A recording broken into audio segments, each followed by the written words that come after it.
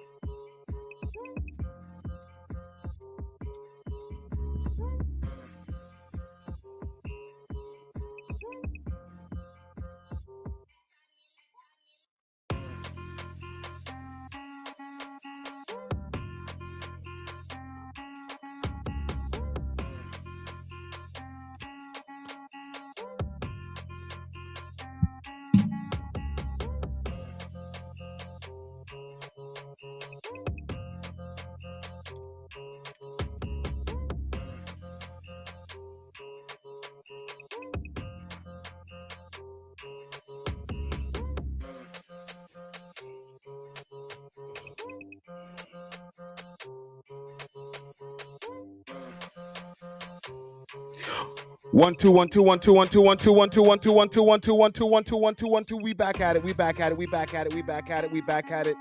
We are back at it. This is your boy Friday Ricky Dread here with another live for your head top. Okay, it is July 3rd, about 6 days away from my born day. Hold on, air horns for that. Hold on. Wrong sound effect. Welcome back. Big salute to everybody who's popping up. We are live on YouTube. We are live on Kick. We are live on Twitch. And we are live over here on my phone on Instagram. All right, we got a lot of things to get into this week. I'll go through my list of topics real quick. Just a real quick, last story. Hold on, I got some cat hairs on my hat here, you know what I'm saying? Last thing just on Mr. Lewin, and then we're gonna move on. No more stories on him, okay? We also got to get into Pressa just getting home on Canada Day, all right? Also, Akademiks versus Charlamagne gets crazy and out of control. We definitely got to get into that. We're going to talk about Pooh Shiesty just a little bit, all right? There's also a video that's floating around on these interwebs called The Hip Hop Great Depression by Trap Lord Ross. He's talking about a lot of different things that I've been talking about over here on these live streams, so we definitely got to get into that. As far as our civic duties, the Four Brothers Gang. I play the sound effect for the people who can't hear me over here on Instagram, okay? But tap in. We are live on YouTube, youtube.com/welovehiphop network. Last but not least on my list of topics, he killed his parents. Crazy story. That's what I have it titled as, so we'll definitely get into it, all right? For the people on Instagram, tap in. We are live right now on YouTube. It's Friday, on a Friday. Big Salute to 6 Entertainment. That's my blog brother right there, okay? Tap in. We Love Hip Hop Network on YouTube. We are out here. Zane. What's going on, gang? Let's get this pushed out into the algorithm. I'm not feeling these numbers right now. Big salute to DJ Czar on the beat. If y'all are hearing a new beat over here, that is courtesy of DJ Zor. Let me check my audio. Make sure everything's good. Audio sounding good. Who's in the chat? I seen deleted villain X from earlier. He said, told you he would report you. I know, brother. But we're going to get to that. Big salute to Carol popping up in the chat. Big salute to Johnny Blix. All right. I'm going to do a couple of shares. Do me a favor. Please hit that like button. Okay. Let's get this up in the algorithm. If you're watching from your phone, once you hit that like button, you're going to see something called a hype pop up. Smash that hype. Let's push this out there in the algorithm. Nah, nice glass. You're not late, man. Okay, I'm gonna actually start a poll over here. I was actually planning on starting this live at like 10 o'clock at night, fam. Okay, I was looking through my YouTube algorithms or my YouTube analytics, and they said, hey, one of the best times to start your lives on a Friday night is 10 p.m. I said 10 p.m. Y'all down with that? Is that crazy? 10 p.m. to start a live stream? I'll be sitting here, and listen, just to let y'all know, we'll probably be here about 3 hours. All right, I don't know if it's gonna be a 4-hour live, but hold on, I'm just sharing over here. Feel free to do the same. I'm sharing on Reddit, I'm sharing on Facebook, I'm sharing on Twitter. But like I'm saying, we're doing about a 3-hour live. Hopefully, I won't be doing no long talking and taking it to 4, but we'll see. Let me take this beat off, courtesy of DJ Zaw.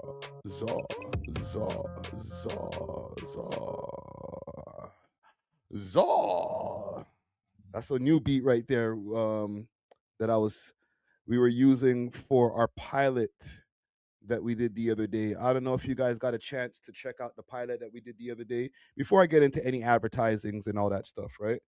Let me see if I could pull up some screens for the mon them and the gal them. Okay. But yeah, I'm if you think I'm stalling, yeah, I'm stalling. I want this video to get about 50 viewers. Can we get that to start the video? Holy shit.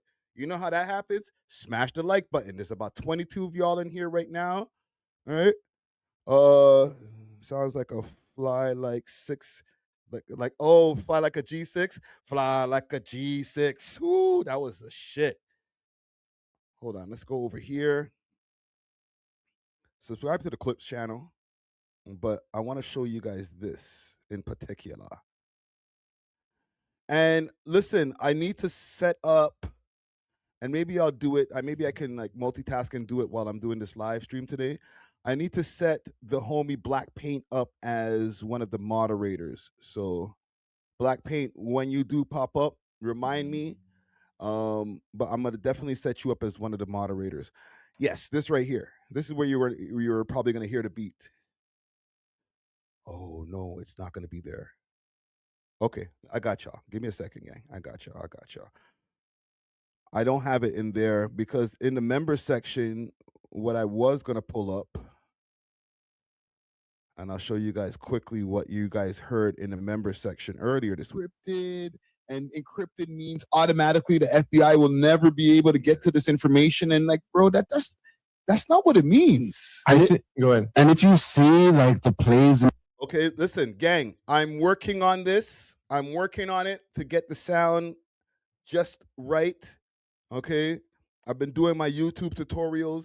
Let me show y'all something. I'm not a sound engineer, video production person by trade or by education or whatever. And that's not a cop-out. It's not a cop-out, okay? But I never signed up to become like a big production guy. I just wanted to make some fly videos and get some interviews and cool shit like that. That is a role that I was put into where it was just like, you know what? If you want to keep that shit going at a rapid pace and a good pace, you're going to have to learn every single duty.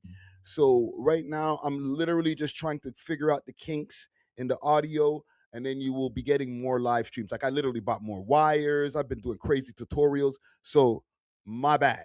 All right. However, this is what I actually want to show you guys, the finished product.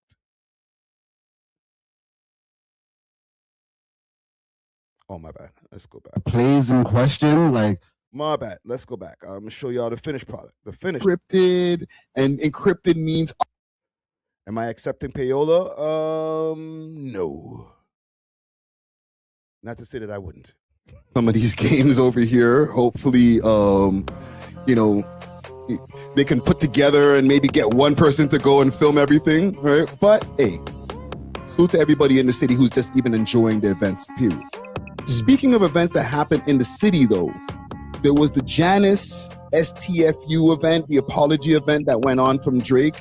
It was going on in multiple cities, New York, Houston, Atlanta, Toronto. And there was one over here. I'll play something and hopefully this time it'll work. Okay. It's like the reason I'm playing this with the beats in the back, and I made some clips for the clips channel without the beats, but it's kind of like a little bit more of a radio format. Like, I wish I had the one with the music, because with the music it sounds fire too. We are back. It's We Love Hip Hop Radio. Hold on, where's the breaks? Let me find a break, because like it has like a radio feel to this shit. You know what I'm saying?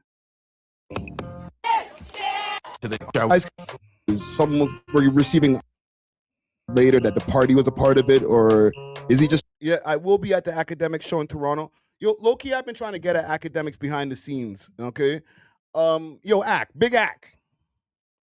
Let me make a clip, because I was gonna say, if you see this, I'm gonna make you see this. I'm gonna clip this and put this on Instagram. Big Ak, let me show you something real quick, okay? You see these three gentlemen on the screen right here? Best podcasters in the city, hands down. There is nobody better, okay? I ain't even trying to toot our own horns. Facts is just facts, all right? We be cooking on a weekly basis, twice a week. That's more than every other podcast in the urban sphere out here. Views, wipe down. Freaking clips, wipe down. Interview catalog, wipe down. All right, and I'm not trying to say don't pick any other podcasters out here, but don't let me see no fondulu bullshit for the intros of your live show.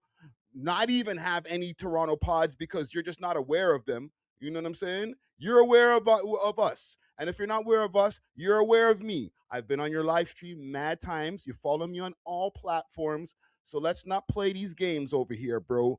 You know who you need to be fucking with when it comes to opening a proper live show, okay? And my co-hosts are DJs, so you know we gonna go. You think they're gonna go up there, rock a DJ set? If you need a DJ for the event, it's locked in. DJ Natural Wave, DJ Czar. What the fuck we talking about here, man? Jesus Christ. Let me get my other sound effects. I don't have all my sound effects ready here yet, man, but I got some of them at least. Shit.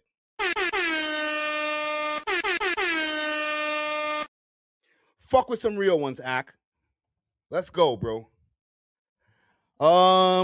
Yeah. Salute to DJ Akademiks. That's my guy. Trying to add some promo on the song.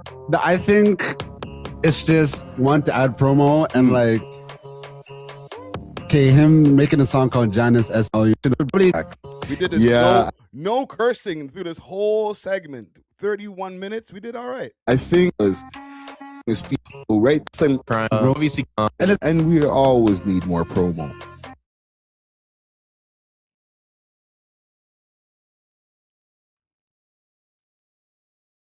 Like, do you think lifestyle wise, right? Because it's like he kind of removed that pressure of greatness. He seemed Give me a second, gang. I just want to show you this. So like have this right, bro. Drake, salute to Jay. Don't spend it all in one place. Okay? Don't spend it all in one place, ladies. All right, and yeah, man, Iceman in your phones right now. What we are going to be doing, and the people who are in the viewing audience, you're not going to be able to hear this part, but we are going to cut straight to the DJ. What did you name your mix? This is our first episode here. Natural, what'd you name yours? I got to think of one quick. I was gonna think of mine while you thought of it. I was gonna say the Weekly Wave. The Weekly Wave. Can I make a suggestion to you, Zara? Yeah. Include Burrow sound in there. Oh, you caught that, right? Peace, love. No smoking products on the table. Nothing like this. You know what I'm saying? Nobody had a spliff in their hand. We kept it cool. We know how to keep it clean. Include Burrow sound, eh? It's kind of unrelated. I guess I could call it like maybe Bops from the Borough. Bops from the Borough. Bops from the Borough. Chat. What should I call my DJ mix? Quick. Bops. Okay, we'll go for Bops from the Borough. Or Bees. I was gonna say Bees from the Borough, but that might. This is why we were so hell bent on getting call-ins on the Kawhi segment, because y'all would have been part of the whole experience of the pilot. You feel me? But yeah. Don't worry. The one call that we did get, I had to cut a part of it out because homie cursed. Oh, and listen, Bumba Ross Clot, if I see you in the chat, I'ma get you, bro. All right, so I'm waiting for you, brother. Proceed with your production. I was gonna say the Zarchives, but I don't know. That's my photo page. I gotta leave that alone. Ooh, look out for the archives. Okay, well, we're gonna cut to Bops from the Borough with an amazing mix from DJ Czar. Let's go. We love hip hop.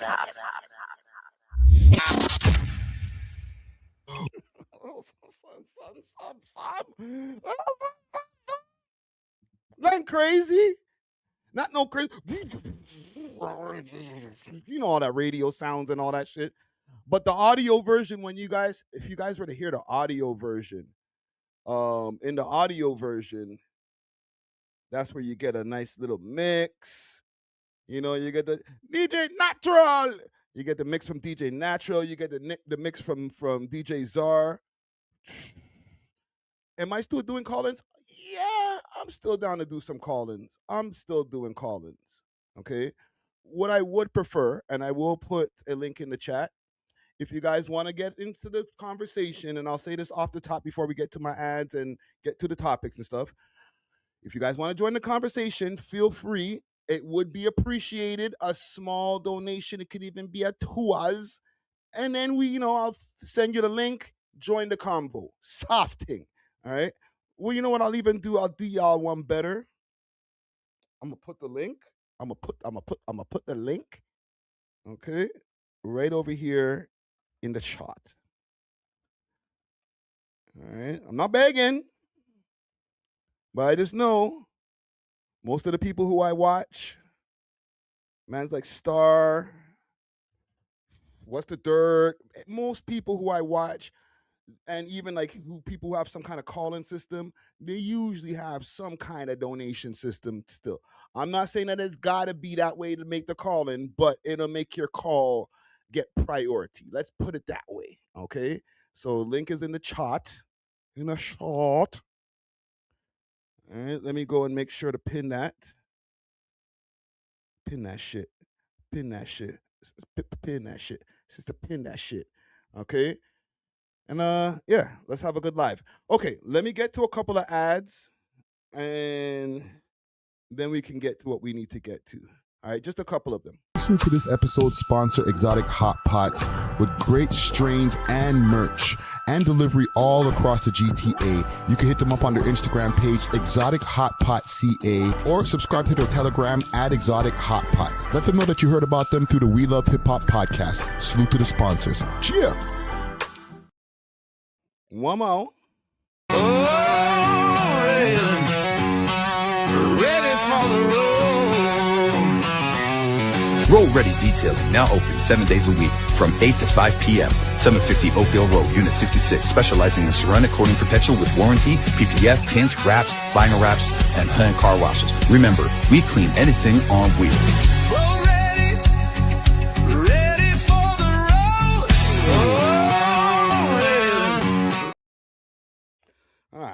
All right. And also, big salute to Lucky Rollers. All right, that's the new sponsor that we have as far as a gambling company. Okay, their site is gonna the link is gonna be available in the chat, or sorry, in the description. Okay, it's pretty much the same as any of the other sites out there. You can go over there, you can get your sports bets on, you can play games, and get your money back really, really quick. All right, you can use real money, you can use crypto, anything you want. Okay, so big salute to Lucky Rollers. Once again, the link will be in the description. All right. Now, yeah, just for anybody who wanted to know what happened to the Gamdon stickers and all that type of stuff. Not to mention one company next to another, but like, sometimes you got to keep it moving. Sometimes you got to keep it moving. Hold on, 1 second, gang. I'm just handling some business in the background here. Okay. All right. So here's what I want to do first. I want to make sure that all my share screens are sharing. The computers are puting. All right, let me pop this back up on the screen. Bang. All right. Go and become a member of our Kick. All right, go follow us on Kick. The Kick page is kind of this right now, but I need y'all to go over to the Kick page, because once the Kick page is at a certain level, we're going to have exclusive interviews with Toronto rappers, some people from out of town. Okay, we're going to be doing IRL streams with these people, and some of these locations that we're going to be doing them in, they're going to be exclusive, crazy locations. It's not just going to be having them pull up to the studio. Like, we got big plans. So we got about 50,000 plus people over here on this channel. If I can get this channel to at least 1,000 people on the Kick, then we could really get everything to the full potential where we want to get it to. You know what I'm saying? We do have a TikTok. All right, follow us on TikTok. We Love Hip Hop TikTok. Let me see. We're everywhere. Big salute to plot to you. All right, let's open up the ticking and the talking and the ticking and the talking, my niggas. Okay. What's going on, y'all? It's your boy Gutsy. Oh, see, that's the first person I see when I open this shit. Ugh. All right, follow us on TikTok. We're everywhere. All right, and make sure to go to our clips channel. If you guys want to keep up with any of the clips that go down from these live streams, make sure to go to our clips channel. We Love Hip Hop Clips. Pretty much every clip that goes from the live streams, every clip that goes from the full episodes, the twice a week episodes, they all get allocated over here to our clips channel. So go and subscribe. The clips channel is actually on a quick, rapid rate of subscribers, to the point where it's getting faster subscriber growth than this channel, which, you know, obviously this is more of a new channel, right? It's an old new channel. So please run it up over there. Please. I'm begging y'all, please. Anyhow, I'm playing, but I'm not playing. I feel like there's one more thing I want to mention. Yes, let's do that. Just quick housekeeping. Okay, just quickly. Got to do it, man. Go to Spotify also. I'm like advertising everything except YouTube, right? If y'all also want to see episodes of the podcast, you can see the videos over here of the podcast, as well as the live streams. Once I'm done with the live streams, I also upload them over here to the We Love Hip Hop Spotify page. Okay, so follow us on Spotify. Okay, you can see the full videos over here. Let's play something. We Love Hip Hop. So, right off the bat, what do y'all think about Drake jumping in the comments and calling Mr. Lewin's ex-girl Mrs. Lewins? Natural. They're old videos. They're down. Like, so these are like the audio episodes that you usually get twice a week. We have them in video form over here on let me get some of this off the screen. Over here on Spotify. Okay. And you could also get the live streams over here on Spotify. So salute. We're everywhere. We're everywhere. Okay. Let's get into what we got to get into, man. Let me move some screens around. I want to just clear something up quickly about our guy, Mr. Lewin. All right? And then that's it. I'm not here to pile on, pause, to jump on man's head, curb stomp him, any of that wild shit. Okay? I'm just saying, like, I think that he might have reported us. Not necessarily us as the page or the man them from the podcast, but I think he might have potentially reported a post. Caro, no, we do not have a We Love Hip Hop OnlyFans. All right. But if you guys want us to workshop the idea, let me know. Okay. Let me go back to this post. This one right here is the most recent post that we posted about said post. All right. You see right here on the thumbnail, it says Mrs. Lewin. And Mr. Lewin, actually, he's been a pretty good sport. Because he changed his name You can see over here, Mr. Slewin. So, you know, he's rolling with the joke. It's fine. And I thought he'd be a little bit butthurt. Pause. So, this is it. This is the post. Okay, where she at? Anyway, that it's weird for me to date somebody that would listen to 3 Drake albums back to back. What happened? Right? Why isn't he the greatest of all time now? Why do you think he's whack? Why do you think he doesn't make good music anymore? What happened? Tell us why, Claire. Now, here's the problem. And I don't need to replay the clip. Actually, I do. I might need to play the clip for context. Please. I'm waiting. I'm at the edge of my seat. I'll tell you guys what I heard. Now, whether this is true or not, I don't know, because I'm not associated with the OVO camp in the slightest. Outside of me being a consumer, I don't know about nothing. You feel me? Right? Well, I will tell you what I heard from 5 different sources. Okay? The first source told me that the reason why you don't like Drake is because he fucked your girl. The second source told me that the reason why you don't like Drake is because your girl fucked the team. And then the other 3 sources told me that it was a combination of the two, that the boy ran through your girl and then passed her off to the homies and she was going. Oh, my stomach. Bro, I'm getting the bubble guts for you, brother. Oh, that's rough.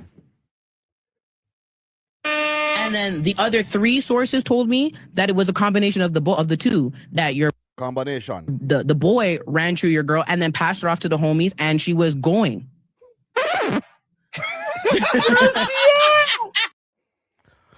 Oh, poor Lewin. Let me refresh this because the pinned comment should be the boy. El Draco. El Aubrey. But I don't see it. I wonder why. And here's the thing.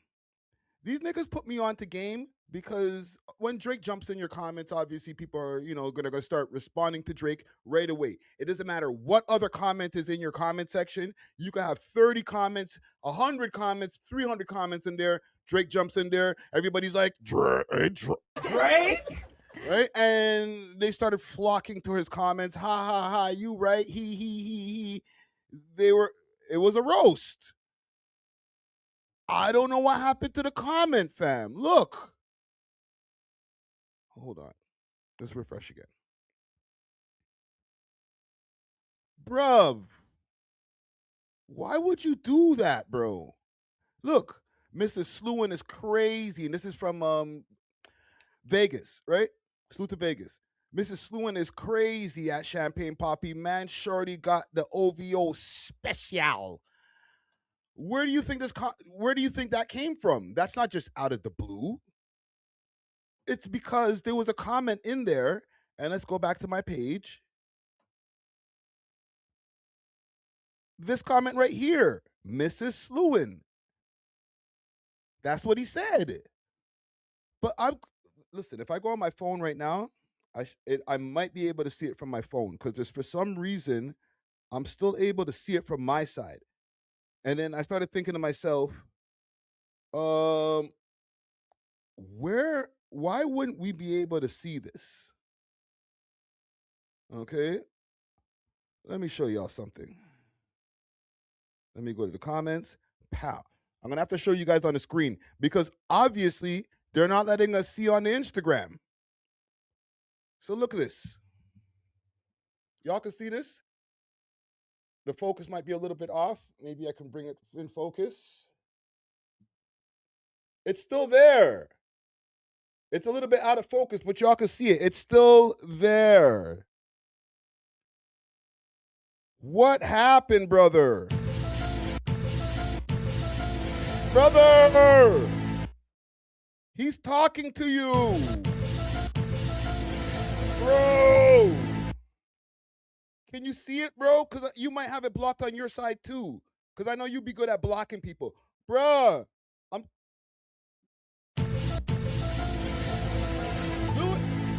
Lewin! Lewin, are you okay? Are you okay? Yeah. And you know me, bro. I'm nosy. So I had to go get some confirmation. I hit up the boy. I said, bro, there's something going on with that comment. Did you delete that shit or was it reported? He said, I ain't delete nothing. Oh.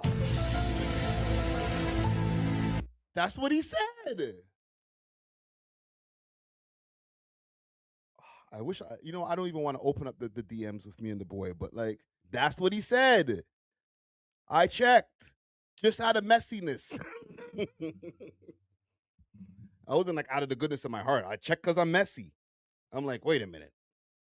If this nigga really blocked the comment, you are maximum level butthurt, brother. Like, you're going to the what do you even put in the category? Reported, he's bullying me. Is that what we're doing, bro? Those guys over at the embassy are bullying me. Yes, they fucked my girl, but they didn't got to tell everybody else. That's bullying. Make them stop. Holy, brother. Look.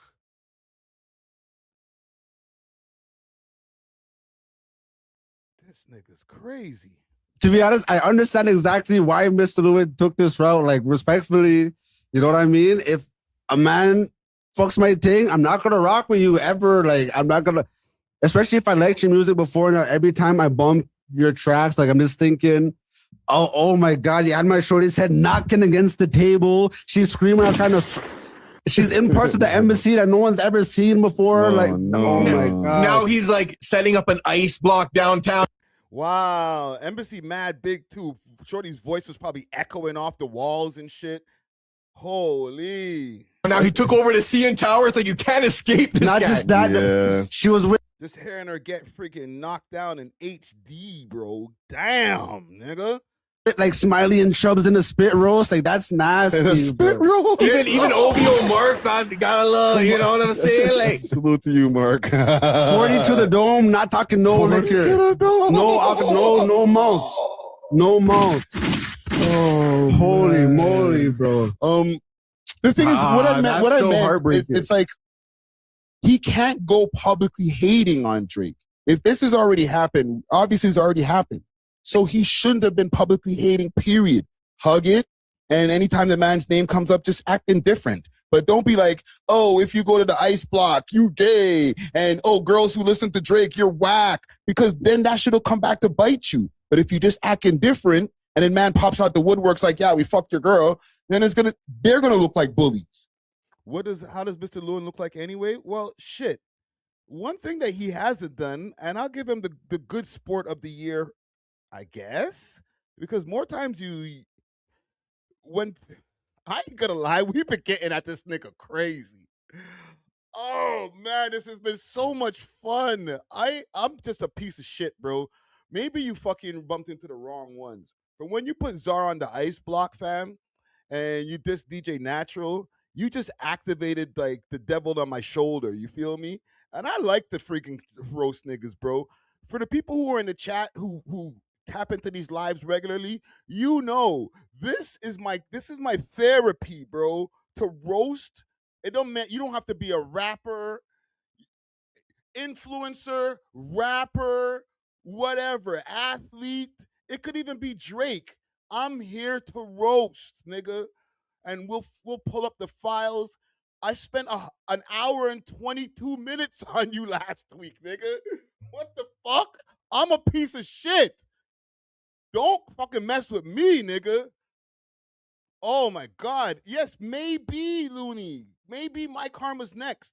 But the thing is, you gotta actually have skeletons in your closet for niggas to be able to pull out skeletons and be like, what about this?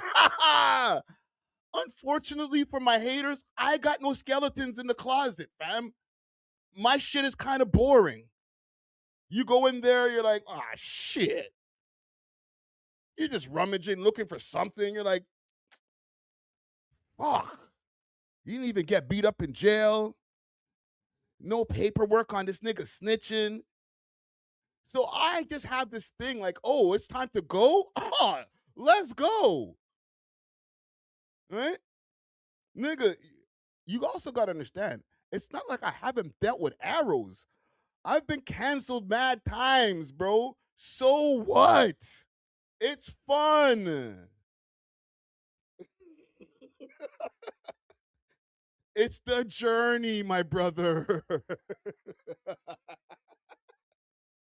Even the canceled part is you feel all stressed out.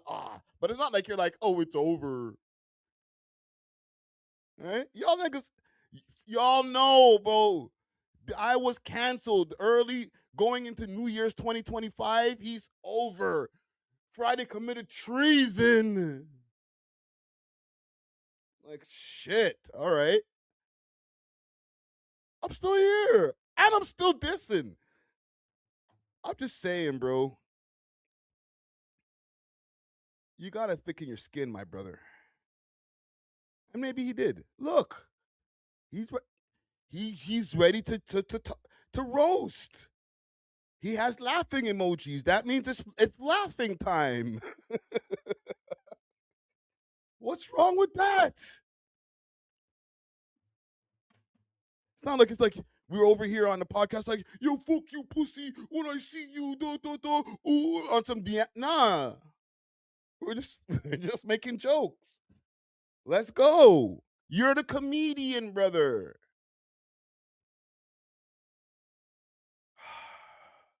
This is sad. I could never take a nigga that went to downtown to take a pic like this seriously. New challenge. Go outside with no hat. Next episode, he does with no hat. He went to the ice block. Okay, you're making fun of him for going to the ice block. Them niggas fucked your girl. Come on, bro. We're playing games, no? It's fine. There you go. This is what it looks like. This is what he looks like. That's the guy.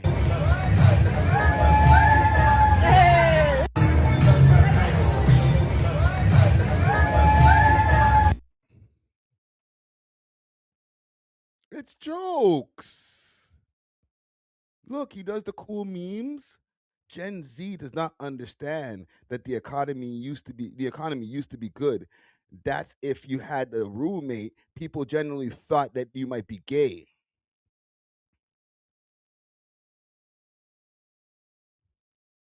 I'm waiting for the laughing part.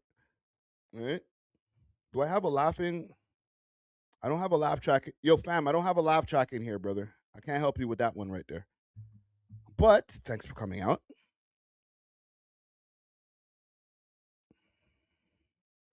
Right? He's dissing these guys. He's got at them. This is what we're doing. We're making jokes. We're getting at each other. This is supposed to be the fun part. I don't know if he's having fun. If I send this meme it means watch your tone, little nigga. Emoji, emoji, emoji. What's the problem, my nigga? Where's my DJ Natural friggin' post? This was the worst. Once you make a picture like this, brother, it's over. See, look, he's in his element right here. All right, hold on. Let me go on the gram. Let me go back on the other grams.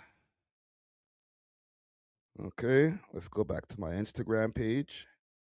Because when you use said pictures, then what I'm going to do,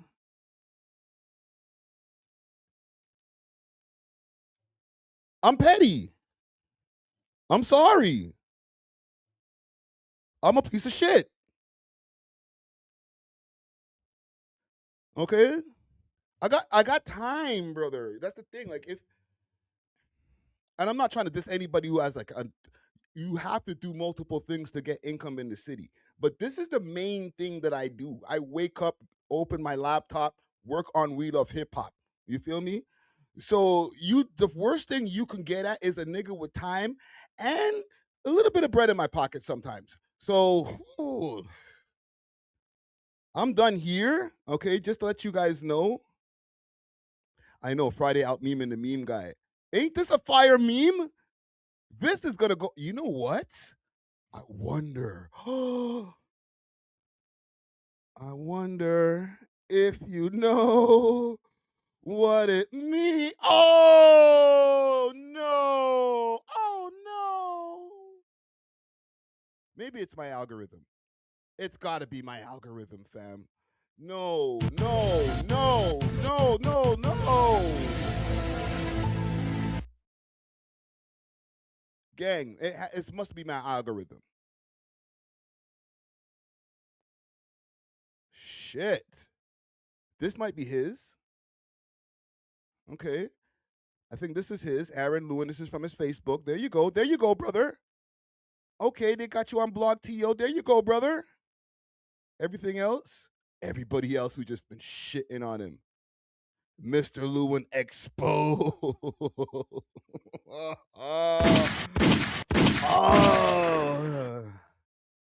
Delusional.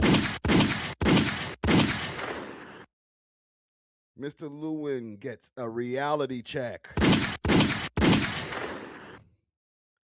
Well, goddamn, brother. I didn't mean for this to happen to you. At least they got some with your face on it. Hold on, let's go to see more. Okay, there you go. Oh, you got a Getty image, my brother? This is why he's the top 3 comedians in Canada. You ain't got a Getty image. I don't got a Getty image. Shit, nigga. I'm sorry. I digress. I will never make fun of you ever again, my nigga. All right? This guy right here. Anyhow, I think I'm done with this guy. Yeah. I think I'm done. I've timed it enough times so that it could be a nice video, lengthy enough for people to watch, but not too long where people are gonna be like, "Oh, I ain't doing an hour and 22 minutes." Okay, that was the mistake I made last time. I made the video too long, so this is perfect. All right, thank you, Mr. Lewin. You are the infinite money glitch, brother. Jesus Christ, I need to get this nigga a Christmas gift. Anyhow. Let's move on. All right. I've let all of the pettiness out of my system.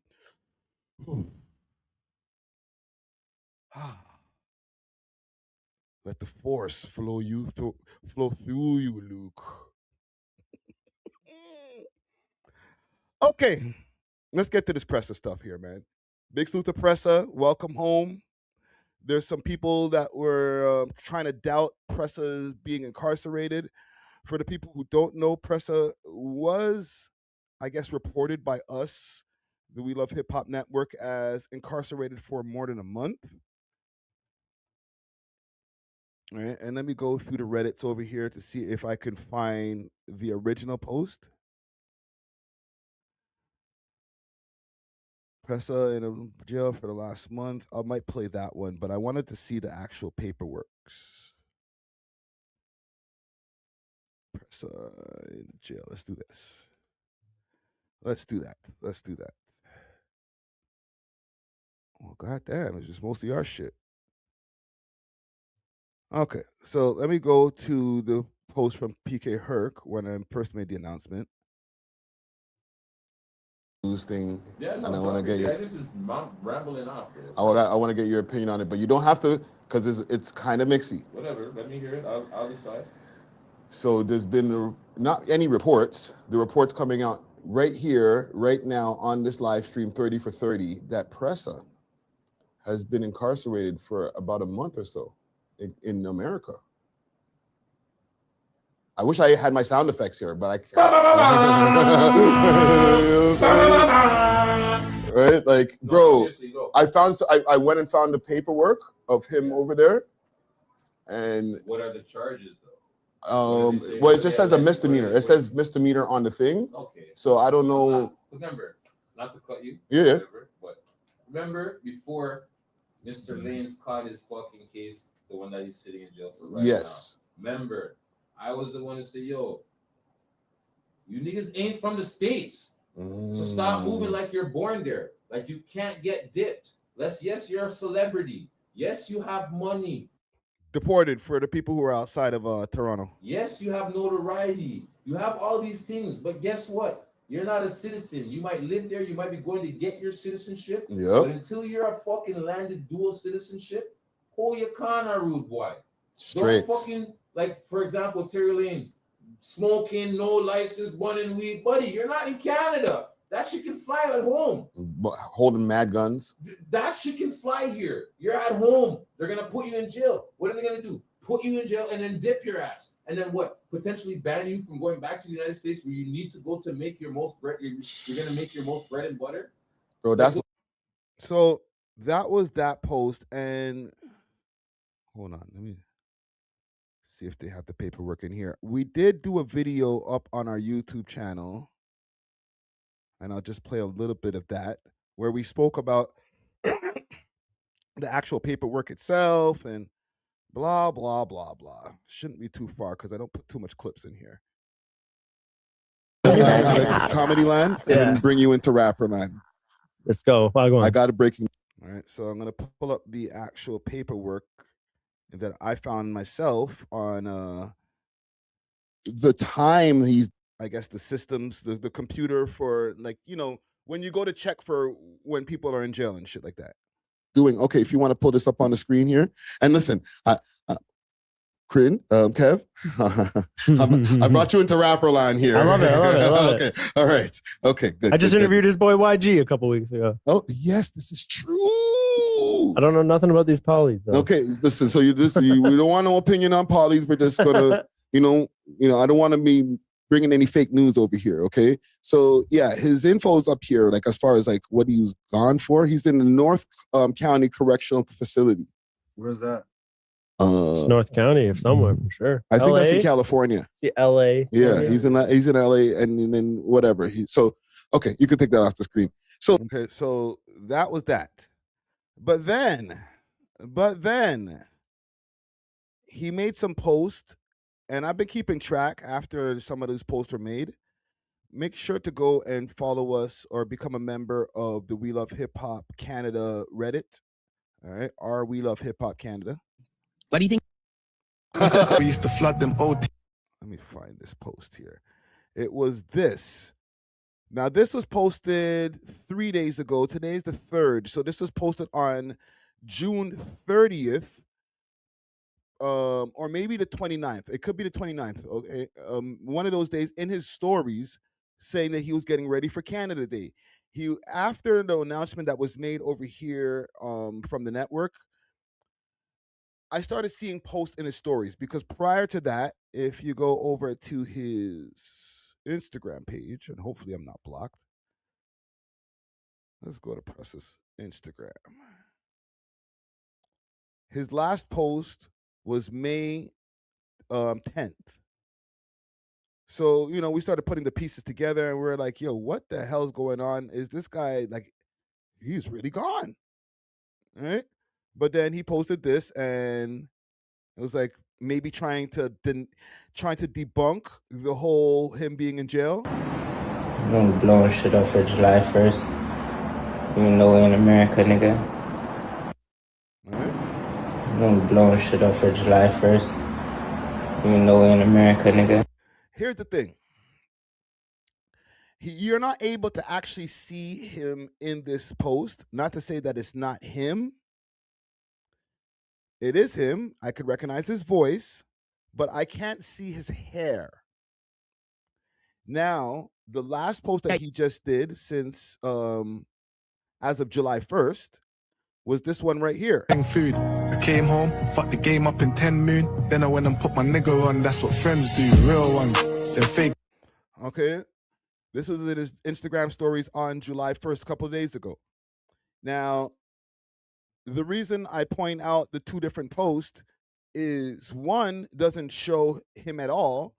And once upon a time, he had the long braids and stuff like that. But he cut that off maybe a few months ago.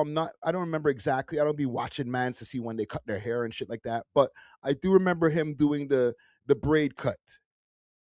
Right? So that post might be an old post. I ain't trying to call man's liars or anything. It's just like maybe we're trying to just make sure to do some public relations, some PR. You feel me? Like, I don't know why niggas didn't say nothing about him being in jail as far as like his crew, right? None of the BFR mans was like free Pressa. I didn't see anything from Bundog or YG or J Neat or any of the man them. And I don't want to call no names, but we all know who the members are, right? I just feel like this was kept super low. We did our own speculations, and I got more information behind the scenes of what it might be that he was incarcerated for. But this post right here shows that he's back home. He's got the fresh cut. Okay, he looked like he might have been in there getting a couple of extra push-ups in there. One's on the menu. I got Muley, I got. But here's the thing. I made sure to save this not just as like a screen grab, but I made sure to screen record it so that I can get the music. Listen to the music. I used to flood them OT spots with paying food. I came home, fucked the game up in 10 moon. Then I came home, fucked the game up in 10 moon. We used to flood them OT spots with paying food. I came home, fucked the game up in 10 moon. Then I went and put my nigga on, that's what friends do. And then I put my nigga on, that's what friends do. All right? I'm trying to do my best UK rapper accent, but to me, that speaks volumes. This is the song that you chose. This is how it began in the beginning of the story post of talking about came home. I'm sorry, this nigga was gone. He was gone. All right.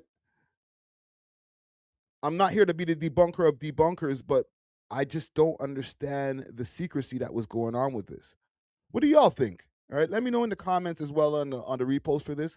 Why do y'all think that this was held with such secrecy?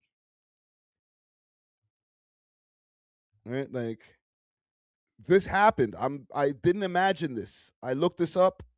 I used his name, unless like there's a combination of his first, middle, and last name of somebody who has the exact same first, middle, and last name. Then I feel like I found the right information. Right? So when these different like false flags are starting to get thrown around, like it was just like, nah, you crazy Friday. You know what the fuck you're talking about. I don't know. Most spectators operate off of fandom and lose their sense to play. Y'all talking about soccer. Nice Glass says, gotta be shame. Maybe? I don't know. It depends on what the charges were. Here's the thing, and I'll get off of this topic because like I feel like I've been bringing this back up over and over again. If it is something that Mandem don't want to talk about, obviously, it's already out there in the universe, so eventually it's going to have to get addressed. But the secrecy makes it sound worse. When everybody could just run with whatever they think, the Reddits are going to just say whatever they think, and no matter what, people could be like, oh, who cares what the Reddit says? That helps to shape a lot of narratives. A lot of these guys, I'm not saying these guys in particular, but also these guys in particular, will go over to the Reddits and be like, yo, take that shit down, take this post down, take this post down. We've seen it multiple times doing the live stream. I go to grab a post, the post is gone. So the man them care about the narratives that get painted about them on these internet streets, right? So when you stay super silent on something where everybody's speculating on what it could be, and then they just find their own conclusion based on like prior evidence, basically, silence doesn't make it go away like, okay, well, niggas don't believe that shit. Like, nah, silence makes people believe that shit, in my opinion. Okay? So I don't know. I'll leave that information with y'all. Y'all do with it what you will. Okay? Let me see what y'all are saying in the comments over here. Comment gang strong. Yes, the GOAT narrative completes. Oh yeah, big salute to Purple Gorillas. Y'all are on that football talk right there. Salute to Canada also. Sorry I'm late. Couldn't get to my phone, but please send me send him a present on May 8th, 2027. I don't know what that's about, but salute to Mickey Han. Okay, I'm gonna move on though, because this topic right here, I'm probably gonna have to spend a little bit of time on. Yo, I have to apologize once again to DJ Akademiks. All right, Akademiks has finally responded to Charlamagne the God, fresh off vacation, still smelling like a vacation, and the whole internet has been going crazy. Now we have established what we call a proxy war for sure. And that term is getting thrown around like crazy. Proxy war being Jay-Z, Drake, and then all of the people that trickle under that and the pages that are associated are literally doing what they need to do to make the other one look crazy. Now, I can't say as much on the Rock Nation or Jay-Z side of making the Drake side look crazy, because that was something that already happened back in 2024. Now it's just been every video that I open, whether it's Trap Lord Ross, Poetic Flacco, Akademiks himself, everybody's just like finding the worst angles of Charlamagne's life that you could ever find and putting it up on the internet. It's actually ugly as shit. Let me pull some shit up just to show you guys. Let's start with Akademiks TV page. Obviously, we found out over this whole debacle that it's run by George Nguyen, aka Grand Wizard Chat Nigga, and he's been posting a lot. Trap Lord Ross reacts to Akademiks exposing Charlamagne for being listed as a promoter for /Rock Nation, or promoter / sponsor for Rock Nation under the official New York State Gaming Commission disclosure form. What else we got? We might have to go a little bit further down because they were going crazy earlier. Adam 22 breaks down the silent beef between, I don't care about that. Oh, this right here. This clip of Charlamagne getting exposed for having equity in a casino that Jay-Z wanted up in Times Square hits a lot different after Charla got exposed for being listed as a promoter / sponsor for Rock Nation under the official New York State Gambling or Gaming Commission disclosure form. Himself because he had equity. Times Square is needed. Times Square needs it. I don't care what y'all say. A lot of people don't believe that though. Well, I don't believe those people. What other bright idea they got? 5 years from now, what is Times Square going to look like? Who is going to make this kind of investment in the Times Square? When you look at all the benefits that they were going to provide, all of the dollars that they were going to provide, where's that money going to come from now? Charlamagne was not there on the behalf of Jay-Z. Charlamagne was there on the behalf of himself because he had equity in the casino. Yes, he was a person that invested and the bid did not go through. But a lot of people don't know that. Times Square needs it. Times Square needs it. Times Square needs it. Times Square needs it. According to FTC endorsement guides, material financial connections between endorsers and companies must be clearly and conspicuously disclosed. Undisclosed equity stakes could constitute deceptive advertising, plugola violations. Both the endorser and the company can face civil penalties, consent decrees, or lawsuits. Simply put, if you own part of a company or stand to make money from it, you have to tell people before you promote it.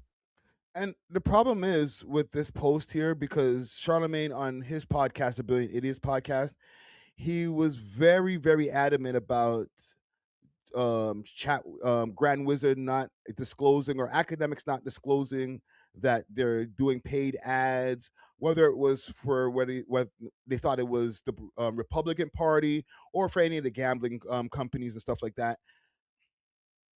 For that to come out on the other side is kind of crazy. The thing that disturbs me more than these guys going back and forth, because whatever, you know, old friends, mentor and mentee, I could understand Akademiks being extremely upset about, he feels deceived. He feels that Charlamagne let him spill a whole bunch of knowledge to him and didn't say anything while he was just, getting attacked by Rock Nation, almost losing his YouTube channel. There was a couple of times where his YouTube channel had a few strikes on it. So it's not like this is not happening. It's not like mans were just imagining this shit, right? So recently, and I'm going to play video from Akademiks, but before I even get to this, what disturbs me about this, or maybe not, is the proxy war part of it. I'm seeing posts from whatever side, and I just don't know where I don't know if I have to fit in this shit or not, but I'm just looking, I'm like, I could pull up a post from What's the Dirt right now, obviously on the Drake side. Okay, I can pull up some Poetic Flacco post. I can pull up some Trapler Ross post, which is actually surprising because Trapler Ross has been very critical of Drake over the years.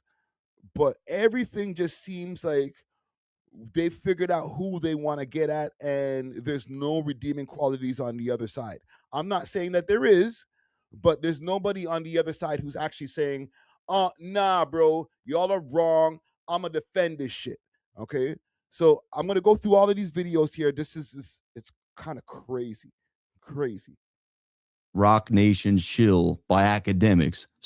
So you're telling me Charlamagne the God gets exposed for being this Rock Nation shill by Akademiks, something that we all expected. Yet he was the guy who was pointing fingers at Drake, saying Drake was paying people.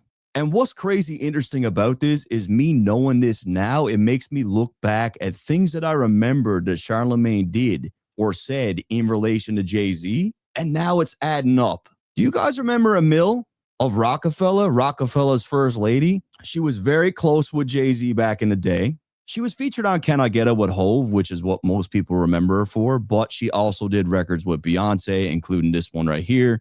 But for whatever reason, A.W.O.L just magically disappeared one day, and no one's really known what happened. Memphis Bleek got asked one time, what happened to her, and this was his response. What happened to A.W.O.L, dog? What happened to A.W.O.L? I don't know, man. A.W.O.L, she just disappeared, man. Like one day Hove just say, you'll never see her again. And I never did. And that was... So he says one day Hove said, you're never going to see her again. And we never did. That was kind of what Memphis Bleek was told about A.W.O.L. And that's when I thought about Charlamagne the God. I remembered that when she tried to make her comeback, he was extremely cruel to her. And A.W.O.L was trash. I'm sorry. She just didn't have what it took. Always found that kind of strange because it seemed like a waste of a donkey of the day, and it seemed like blatant hate for no reason. Let me play it for you. Well, A.W.O.L eventually ended up getting dropped from Rockefeller Records, and rumor had it she was working in a Walmart in North Carolina. Well, this morning, I received a severe case of heartburn. I had to send our intern Nikki out to get some Tums because I looked on Vibe.com and saw that A.W.O.L is trying to make a comeback. As soon as I looked and saw that A.W.O.L was trying to make a comeback, I got heartburn and my left shoulder started hurting. The name of the record is I Remember, and like most struggle artists trying to make a comeback, it's over the instrumental of somebody else's record because they can't afford beats. See, the thing about comebacks, right? People have to care that you coming back in order for it to be a comeback. It's like being lost. You're not lost if nobody is looking for you. All those years you worked at Walmart in North Carolina, A.W.O.L, it wasn't one blog post, one tweet, one Facebook status asking for an A.W.O.L comeback. In fact, it's a lot of people who didn't know you were here in the first place. A.W.O.L, go back to Walmart, boo. A.W.O.L be herpes? We good over here. Give A.W.O.L the biggest hee-haw. So, due to these developments with Charlamagne being a certified shill for Rock Nation, I thought back to this. Because I always found it. This guy called him a certified shill. Like, people ain't even hiding it no more. It's strange. He goes extra hard on her. He wants to make it clear that the people do not want to hear her music for whatever reason. Now, who's someone that might want to stop A.W.O.L from coming back? Literally, the minute she steps out to try and make a comeback, this is what she gets. Why did he go so crazy on her? It's almost like he was planting a narrative with the people that, look, we're not accepting his music. Let's shit on it before it even comes out. Whatever. I've always thought that that Charlamagne had some kind of ties with Rock Nation. Because if I just go, and I don't know, I've never tried this search before. Charlamagne the God. Paper Planes. Hold on. Let's separate the two words. Paper Plane. Let's do this and do image. That's the hat. I feel like there's a bit of... I need to find some of those Breakfast Club videos where he's wearing the Paper Planes hat. He's been wearing those hats for a long time. I'm not saying, oh, well, he's got the hat. He's compromised. But these hats here, you can find videos of Charlamagne the God on the Breakfast Club from time rocking one of those hats. I'm just having a hard time finding one right now. But trust me, they're out there, fam. Oh, here's one right here. He's got a Blame Rock Nation shirt. This is more recent. This is recent. Now he's playing into the shit. Okay? Here's an old picture with him with the Paper Planes hat. Or older picture. But then those hats went from those to these Black Effect hats. You feel me? I'm not saying that this is the smoking gun, but this is an early sign, foreshadowing to me. All right? This is when Emery first came home. I think this is the company that Emery started, if I'm not mistaken. But to me, it's like a dog whistle of this is who I work with. These are my peoples. Just a thought. Okay, these are not brand new pictures. Post 2026. These are old. What's this from? Look how old this is. Published on 2018. Oh my God.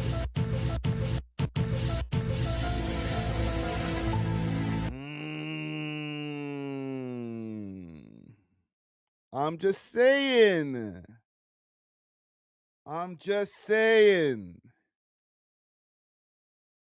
It's not the smoking gun, but it looks a little fishy under the light. A bit more and under promoter sponsors and others. SL Green. Okay. Who are these people? Caesars.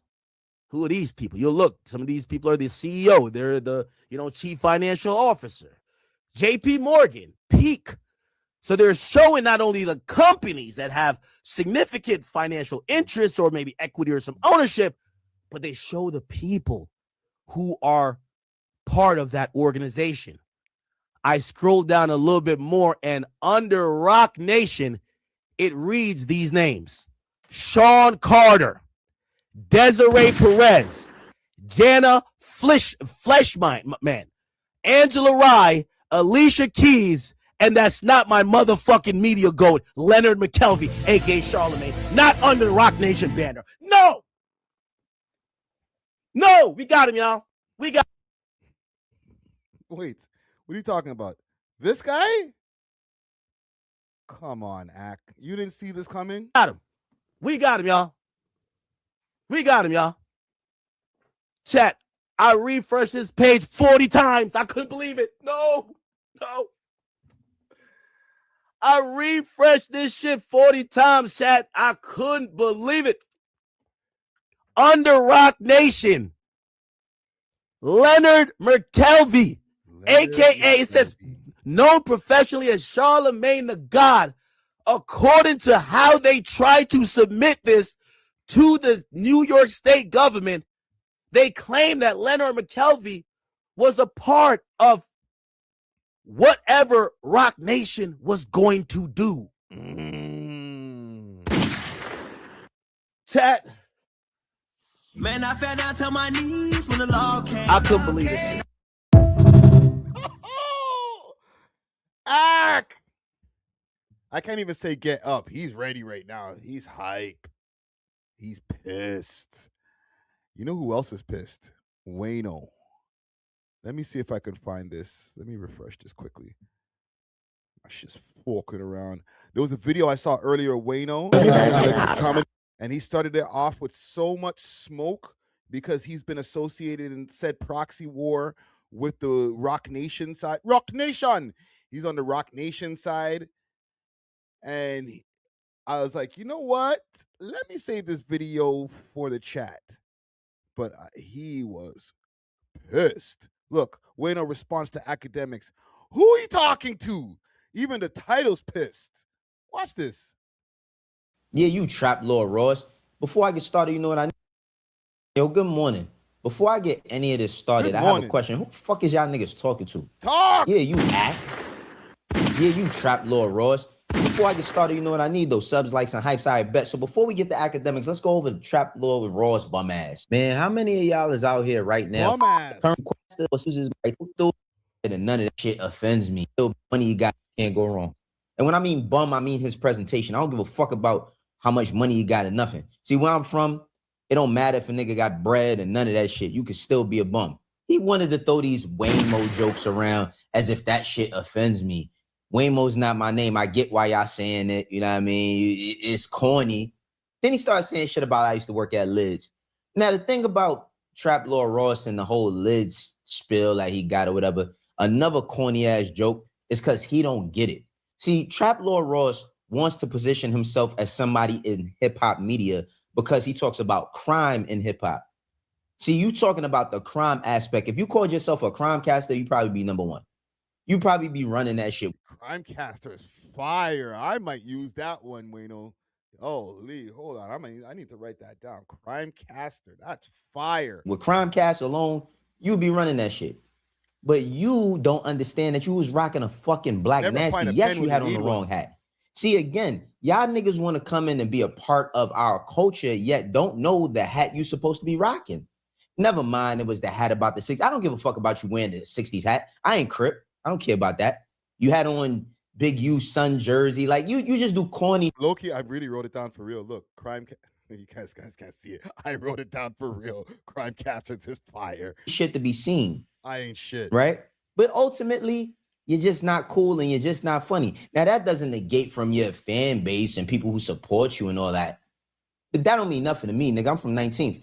Take that black nasty off. We're going to leave that there. Academics. Academics. Now, y'all know me and Academics' relationship. We did Everyday Struggle for 3 years. We all know No Joe, No Show. Him and Joe had the better version of the show. But me and Act did some good work. We had fun.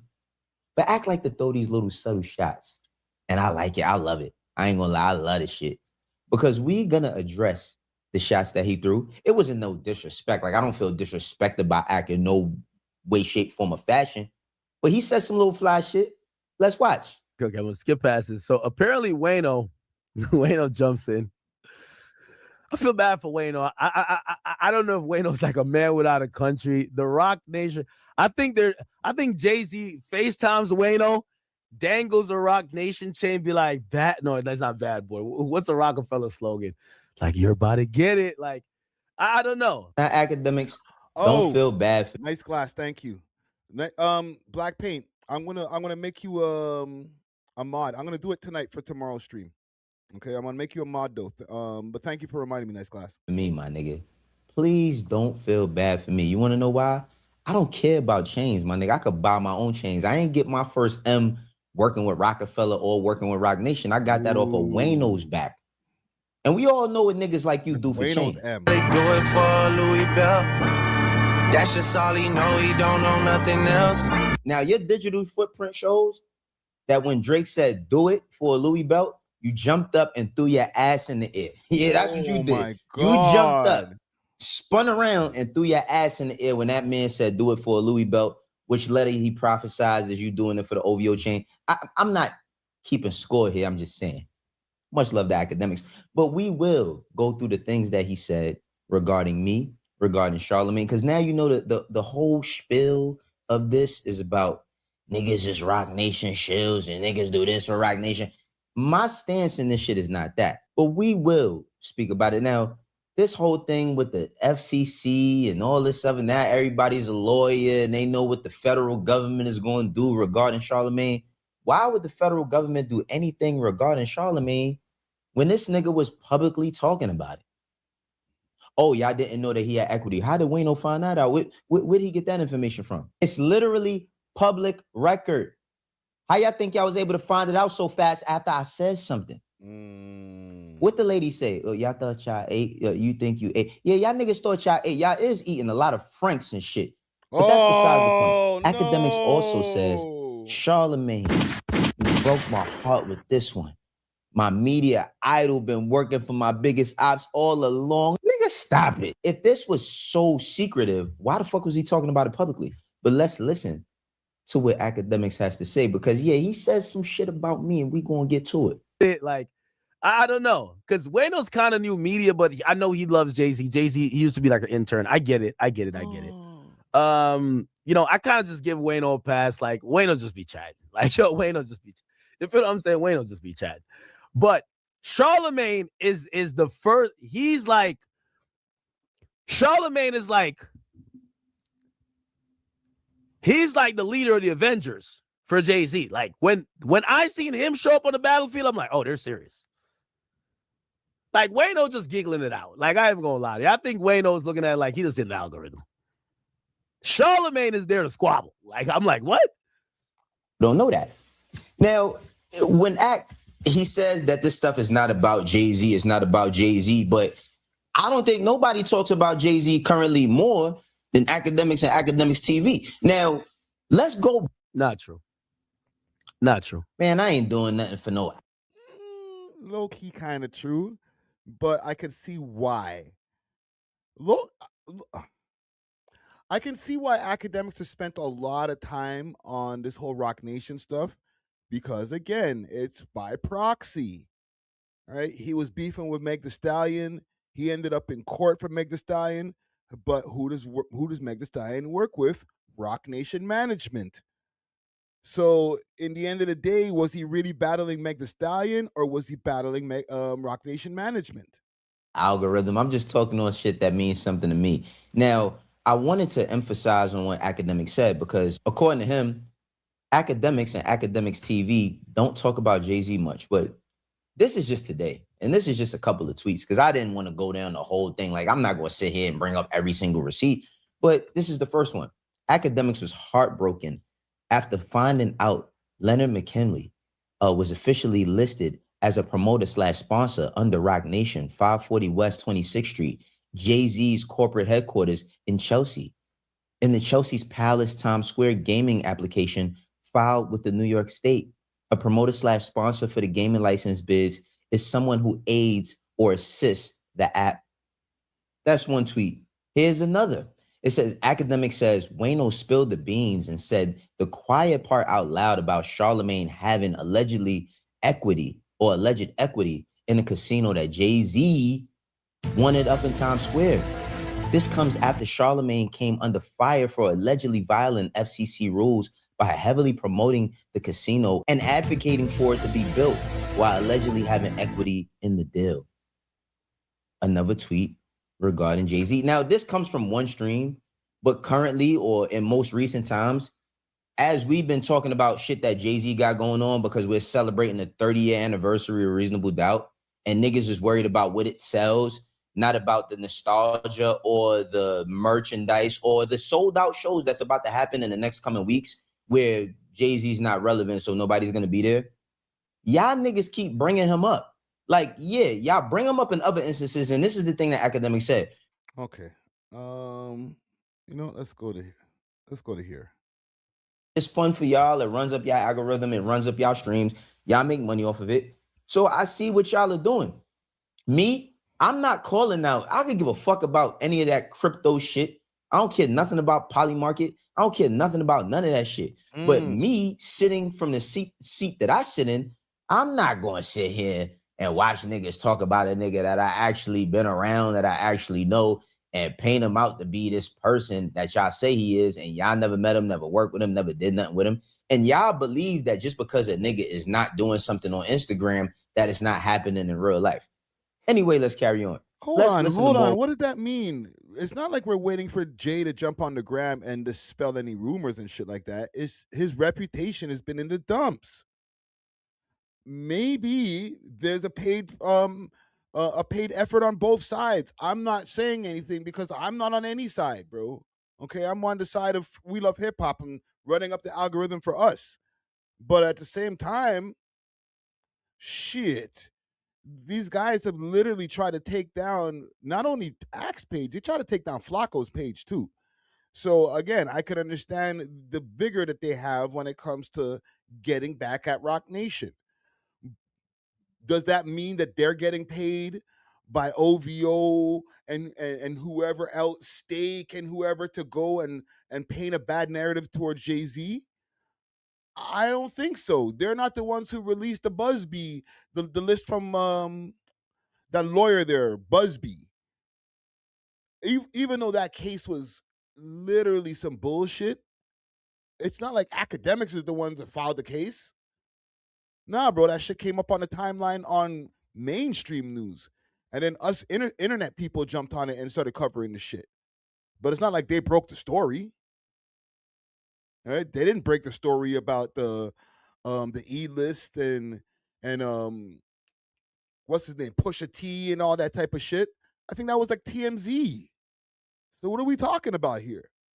What Akademiks had to say. This is where it kind of takes a turn, and the part that I like, you know what I mean? Because he starts talking about the music, and this is something I really wanted to talk about. One of the things I also want to tell Charlamagne, and this is why I think Charlamagne and Wayno, this is why y'all got the wrong horse in the race. There's no matter what y'all do, my nigga, y'all will never make a 60-year-old rapper the hottest rapper in the genre, bro. That time has came and passed, gang. That's what I was saying. What we want to talk about is this new Future, this new YB. Listen, we get what Jay-Z's doing, but I question if Jay-Z's a topic of conversation. He's 60 years old, my nigga. He'll never, 2004 will never come back. I know that was like your heyday. Charlamagne had hair. He was running around, fucking white bitch. It's just over, gang. It's over. This is our shit now. This shit over. This is very. That's why I made the thumbnail. I put on the thumbnail, the gloves are off, or gloves are off. Very, very not like act, especially talking about me when it comes to music. Now, anybody that knows me knows that I'm up on all of the young. Okay, salute to Wayno. I'm gonna show y'all something because last night I was watching a video and I was like, oh my God, they're just, it's almost like they're just trying to tear Charlamagne apart before he gets back from vacation. Like, I really don't know how Charlamagne's going to answer all this shit, because there was one thing, like, you know what I need to do? Let me just go back a little bit before I go here. Because the way he was talking before he left, he was talking crazy. He was like, yo, listen, man, once I'm done with this, I'm going on vacation. Y'all could just handle the worldwide nigga web on your own. Ha ha ha ha ha ha. I'm rich. It's The Rock, baby. He was making jokes. Oh, don't do that, my nigga. Don't do that. Don't do that. Ad free. Okay, that's the ad free one. My bad. My bad. Whew. Look, listen. For me. And your stuff's already in your money be in your bank before you leave. Actually, let's go to the end right here. My birthday is Monday, but I don't care. I mean, I care, thank God, but I don't care who knows it's my Monday. I don't care if the listeners know. I'm not gonna be attached to nothing. I am disconnecting to yes.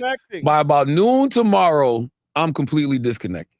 Gone. Okay. And there's no podcast, it's no Brilliant It Is podcast, there's no Breakfast Club, there's no social media. I'm just disconnected. Completely. Gone. Yo, bro, please stay. Yo, pray for Charlamagne. For any of y'all who are Charlamagne fans in the chat, pray that he's disconnected right now, okay? Pray that he's not looking in his phone on the beach over there in Anguilla, right? He's just clear mind. No, just turn off the Wi-Fi on your phone completely, bro. Turn off the data. Period. And then when you come back, then you could think about all of the allegations that have been coming up since you've been gone. Okay. That's nice. Must be nice. Y'all argue amongst yourselves on the Worldwide Nigga Net. Okay? Yeah. Argue. Don't worry. We will. You got any church announcements, Alex? Okay. I'm just giving you guys some context of what Charlotte said. He said, yo, I'm going to be disconnected. I ain't going to care what you guys are saying about me. Brother, are you sure? Are you sure that you're not going to give a shit about what anybody Charlamagne can't stop cheating on his wife. Anybody? Oh, fuck. Yo, Trapler Ross, I don't know what the hell got into you, bro, but he got vicious. Folks, it's another very, very bad day for Charlamagne the God because he is in the crosshairs of one of the most fearsome individuals in the music game at large, and definitely in LA. He's somebody I've been on the wrong side of before, okay? And unfortunately, I got out of it with my life intact, but Charlamagne might not be so lucky because Whack 100, okay, he has threatened to expose Charlamagne. He has stepped in. He has aired out the allegations that Charlamagne had a side chick, okay? So this video, we're going to break down everything that Wack's been saying about Charlamagne, some of the extra backstory, and just some of the sordid stuff going on with Charlamagne. It's just despicable. We just having a Charlamagne, we pop locking on Charlamagne's grave right now, to be honest. That's what it is. But listen to what Wack had to say, and then I'm going to give you all the backstory and a bunch of stuff you never heard. You know, when I tell you shit, I give it to you so you can read it when you're done. Okay. That's what those two tap them. That dude tap that shit. I don't know what he's talking about. Me and Charlamagne always been good. This is spy number 1, new number. I see Akademiks going in on Charlamagne. I have information on Charlamagne if he wants it. You say, what info? They say, ass play. Amber Diamond from Wildin' Out. He would pay her bands to shove things in there. Ask him about the condo in Fort Lee. He still hasn't stopped cheating on his wife, and he was about to be exposed until he paid. So he's Charlamagne the bottom. He ain't no God. Charlamagne ain't a top. Charlamagne the bottom is crazy. Charlamagne the bottom is what he is now. His former bodyguard Wax, Charlotte screwed him over because Wax was fucking his side chick. Whoa, that's crazy because you remember Wax? No, big ass bodyguard. I remember Wax. I was at the Brilliant Idiots live show in damn near like 2017, gang. I remember all of these people. What I'm telling you but people have always wondered what happened, and the narrative that they had was basically like, Charlamagne wasn't paying Wax good enough, or Wax was getting a little too uppity. But if that's true, bro, listen, that could fill in a lot of gaps. You see, that's May 29th. See, people be wondering where I get shit from. Now, I sent it to Act because I didn't know when he sent it. I didn't know what he was talking, so I just sent it to Akademiks. And I called him, but he was kind of reserved. I'm like, bro, what's going on? Why they, you know what I mean? And so here's a little bit more context, okay? Charlamagne has built a bigger part of his image over the last few years around being a reformed man. Just last year, he proudly said he had been faithful for the past 9 years of his 27-year relationship. Jeez, that's all I'm simply saying. At what point do we learn? I'm married, okay? A faithful black man, all right? Black men don't cheat, okay? October 2016 was the last time I ever played around. Because you actually admitted to cheating? Of course, because my thing is this, right? You know, bruh, yo, Day, they reported on who the bodyguard is. No, it's so deep, bro, because his bodyguard is not just his bodyguard. It's not just some hired guy that he had. Wax was like his brethren that he knew from back in his neighborhood, from back in the days type shit. You know what I'm saying? Like, Wax was with him through mad different times when Busta Rhymes ran up on him. There's other times, like, not to get a drop time. After when he had to get a drop moment, that's when he started going, that's when he started getting Wax around him more often, okay? But the thing is, he has some real deceptive story about what happened with Wax. And us as, like, Brilliant Idiot viewers, I'm a little bit more invested. Maybe you don't watch his podcast, right? But, wait, I need to get that word off the screen, bro. You can't be cursing in the chat. My bad. Yeah, you can't curse in the chat, my nigga. Yeah, the thing is with Wax, it's more than just him being a bodyguard, bro. He was on the Brilliant Idiots podcast mad times to the point where he started his own podcast. Like, Wax he became like a content creator through us knowing him through Charlamagne and Andrew Schultz. So for him to be the reason why, for, you know, Charlamagne to be smashing one of Wax's bitches or whatever, the reason why he fired him is a way deeper story than, oh, we need to find out who the fuck his bodyguard is. Who cares who his bodyguards are now? if you lay down every night with a woman and you say this is your best friend, I'm the type person, man, I need all my energy clean. So I'm willing to deal with whatever comes from me being 100% completely honest. So when you lay down with an unconscious woman, all right, sorry, I mean your wife, You got to be 100% clean and honest, right, Charlamagne? Just like you was honest about your involvement in the Jay-Z casino, right? Especially if I already know which direction I'm taking my life. I want to be clean. I want things to be pure. I want my energy to be right. Let me go ahead and lay it all out there. Let me go ahead and lay on this sword. Let me lay on this cross. Okay. And man, the things that come from being honest are what you actually want. The things that you gain from lying, they don't last. The things that you gain from lying is not a good foundation. The things that you gain from being honest is actually a concrete foundation that you can really, really build on. Building on a lie is like building on quicksand, man. Eventually that shit gonna sink. I mean, look, it's gonna sink just like that bid for the casino that you guys did, right? If you find that person that really satisfies you all around. He's taking bare pot shots. Wow. I've been with my woman for 27 years. Congratulations. Anytime you take away Congratulations, man. somebody's power and choice, that's what. Anytime we take away somebody's power and choice, like, slipping something in their drink, right? Because he knows all about that. But anyway, in addition to this, okay, Wax was actually Charlamagne's bodyguard, and he co-hosted The Brilliant Idiots with Andrew Schultz some of the time back in the day, all right? I think he was there at the live show that I saw years ago in London, all right? I was waiting in the wings, plotting on Charlamagne like the goddamn Dark Knight over here. But in early 2022, okay, they parted ways amid rumors that Wax was sleeping with an intern. Or even still they part still of it. cool. You know what I'm saying? Okay. What happened to It's a big Wax? studio. Wax used to be on every episode. And he turned them shits up too. And I don't ever see him even with Charlamagne no more. No, they're not together. Because remember on the $1 million worth of game episode just now, he was talking about I didn't see the whole shit. He was talking about the Mason situation, and he referred to Wax as his former associate. Oh, I didn't hear that. Yeah. Damn. Yep. Damn. I wonder what happened. Shout out bro. to Bully in the Beat Spot. Yo, them niggas was homies. Like, I mean, day one. like bodyguard, right? Month Corner, South Carolina. They go back they got like 20 years of they got like a dub in it. You know what I'm saying? It's like when you got a goon friend. 20 years, bro. And salute to Homeroom University. Absolutely. At this point in the game, I do way too much for her to be cheating on me. You know what I'm saying? Fuck out of here. I mean, but you could have other females, right? No, I can't. You can't? But I do. Exactly. All right, speaking of which, you know what I mean? I got. So he admitted, he said, I can't, but I do. I'm a cheat. All right. I'm a cheat. I'm a liar. Okay. I'm a liar. Just keep a lid. So the way that Trapler Ross said, I'm not going to play the whole thing. Like, this is Wax. Okay. They found him. Trapler Ross is not the only person who found Wax. If I go and do a quick search on Twitter, hopefully I don't get no wild shit. Wax. Charlamagne. I might have to do that because I get Brazilian Wax right away. That's crazy. Charlamagne. It's going to be a bunch of new posts.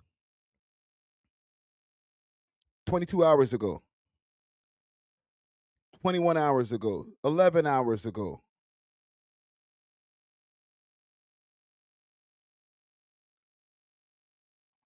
Wow, a lot of these are coming from the same pages. When you put it all together and just try to look at everything, you could kind of put all of the pieces together. Obviously, you aren't a consumer of hip-hop culture because Charlamagne has always referred to himself in his last name, Winfrey Knowles Carter. Oh, fuck. Up for his people. All just being up at Rock Nation is just, oh, he's wearing the hat. just like that's what you would want your company to look like. It's his family and it's his longtime He is the friends. blueprint. Yeah, he's really like the blueprint, and the way he just quietly shows up for his people all the time. Like, and has been doing it for All the time. years. Right. We just getting hip to all of the All the things time. that he's done. But it's just like when I look at him, he's just a good representation of what I think a black man is. Like, Wax did have a DV allegation, Blue Jays fitted. Wax had a lot of wild allegations. He used to even talk about some of that shit on the podcast. But yeah, just to give a little bit of context, like they fucking went digging in the file. bottom of it. Yeah, me too. And I just know my brother, he just simply does not want to get married. I thought he wanted to get married. I thought you wanted to get married too. Can we say what caused the rift? Can we just say what caused the rift? Why what happened that made you upset? It's just a couple of things. I just didn't think that was more traditional. You know what I'm saying? So this nonsense argument of like, oh, it was just traditional. I wanted more traditional. Well, his ex-wife, Carla, would give her side of the story that apparently supported some of Wax's claims about not being traditional in more detail. Listen to what she said. This is for you right here, Blue. Next, like it. Next, house clean. I was in that house. That house is big. Well, It's really big. There's no way that you can clean that house traditionally alone. You need a This is Wax's ex thing. Damn. group of people. Let's just think about the fact that I have had a cleaning person since I was 15 years old.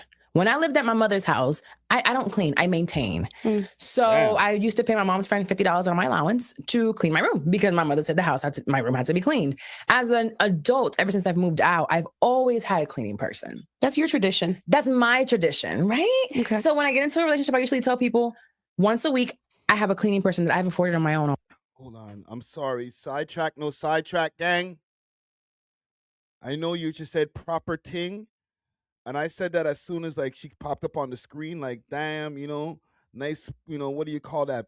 Peanut butter skin, right? Titties are tittying. But as soon as she was like, I don't clean. I've never cleaned since I was 15 years old. Like degrees went down like immediately, like at all. Like you don't even pick up after yourself. Like, shorty, you may as well be a 5. My life. So when I move, it's an expectation of mine from day one. So my house was clean, okay? Every corner you can think of, dog shit clean, cleaning up behind every and anybody, kitchen clean, bathrooms clean at all times. So is that a check for that? Yes, another thing debunked. Another thing debunked. Children being taken care of. My child was taken care of with a nanny as well. Because when I said I was gonna get 2 more points. Like shit, man. Like, god damn, you just fine for nothing. I don't clean. My kid, nanny. It's like, oh, and I'm not saying like all women like if you gotta deal with like a bunch of shit and she's like, I don't do shit. Like, I know she's a working woman. She's out there on the grind or whatever. I don't know what the hell happened to her after this little space of time. Her name's Carla. Okay, salute to her. I remember her being in the news cycle for a little bit of time after Wax kind of disappeared and she exposed what happened with Wax and whatever. Niggas don't be giving a fuck about your podcast, shorty. You better learn how to cook and take care of your fucking kid. off birth control and have a child. I said I wanted a nanny. If I'm doing this shit again, after 16 years, I want a nanny. Period, point blank. That's how it goes. So yes, I had a nanny. What, for 18, 20 hours a week? Because you're a working mom. I am a working mom and I have a business to run and a business that has been here for years. So that's it. Is that another one? It is. Okay. So I think everything traditional. You did, because it's your tradition. Right. My tradition it's pretty clear and it was. Bitch, don't leave the dishes in the fucking sink, okay? Don't leave the dishes in the sink. Wash them out. That's all I'm saying, okay? Don't wait for the cleaning lady to wash out the fucking dishes. My tradition and my expectations from day one. So she's saying that her tradition was to not do the housework, but she was a high-flying businesswoman that she had all that shit taken care of. She didn't need to be on her hands and knees cleaning up after this clown. She felt like she had things governed. So by the next year in 2023, fans started asking what really happened between Wax and Charlamagne after Wax disappeared from the Brilliant Idiots. And this is all speculation, what Reddit said. Also, he was married to that girl, Carla. Yeah, and that whole shit fell out. And that whole thing fell out in the midst of that. Maybe there might have been an intern caught up in that as well, too. Things could have went left because, you know, if you're married, you know, the intern could always sue somebody who's married if there is any sort of infidelity. And he wasn't married yet. He was getting married. Yeah, something like that. Charlamagne, to prevent anything, if somebody did try to sue Wax, had to separate himself from him because he's the bigger face. So he would be caught up in that. He would be caught up in it automatically. Like if you get, so that's what it's something along those lines. I don't believe that one. I don't know. I don't believe that. I don't believe it 100% just because it's like Wax been knocking these hoes down. Wax has done wildest shit that Charlamagne has to keep sugar. Yeah, exactly. So basically, this whole video, and I'm not gonna play the whole video. Salute to Trapler Ross, because I do have other videos I need to get to, and he plays like whatchamacallit. What's this youth's name? Funny Marco, checking him on cheating. It's just everything cheating related. And I'm saying to myself, and this is why I played the Brilliant Idiots video in the beginning. If he is disconnected, okay, if he's unplugged from the internet world, please remain unplugged and pray Like, I never even seen Charlamagne's wife before. These niggas is so disrespectful that they found the guy's wife's picture. They found everything they could find on this nigga, bro. It's just insane, bro. So if his wife is watching this shit while they're in Anguilla or wherever they go on vacation, where could I find that shit? Then it's just gonna be it's not gonna be a good trip, fam. You're ruining this man's life. Like, whatever he did to piss off Akademiks' team, now is just full speed ahead, fam. Especially now that they know, okay, you down with Rock Nation. These niggas is trying to take you off the internet, bro. Hold on, let me find another video from Flacco's side, because I was just like, y'all niggas is going crazy. I'm here for it. Don't get it twisted. Charlamagne slips up and accidentally exposes Jay-Z.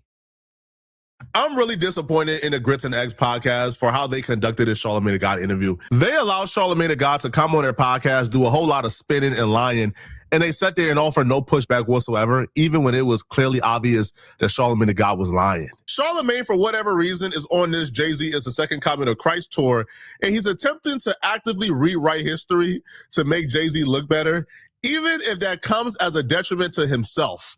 So Charlamagne the God was on the Grits and Eggs podcast, and he brought up the fact that Jay-Z got him fired from the radio station. Now, Charlamagne the God goes on his entirely long... This fired from the radio station thing has been a point of contention for a long time, and I forgot about it. Now it's back in the timeline. Tangent on how people made that up. People lied about that. Jay-Z never got him fired. And I'm just sitting back like, yo, you should be ashamed of yourself, bro. Yeah. That was actually my last two firings was like that. When I got fired from Wendy, when I got fired from 100.3 The Beat in Philadelphia. I interviewed Beanie Siegel, and that's what they was like, yo, they said Jay-Z got you fired. It wasn't true, of course, but that was the internet rumor because Beanie was going crazy on Jay-Z. This whole over with call. There's always been a slight Jay-Z derangement syndrome. My jaw dropped when he's gonna get to the best of the video in a second, but I want to read this comment here. So today, talk about people going with the script. These three sound like y'all got the academic script. Give me some more names. Okay, that's what I want to know from the comments. And give me the names on whose side. Okay, just we can make it short. You could put Jay and then put the name of whoever you guys got on Jay's side, and then all of the different people who are quote unquote media, content creators, influencers, whoever on the Drake side, if you want to call it, right? Because this is wild, bro. You can literally see the way or the tone, okay? That's the word I'm looking for.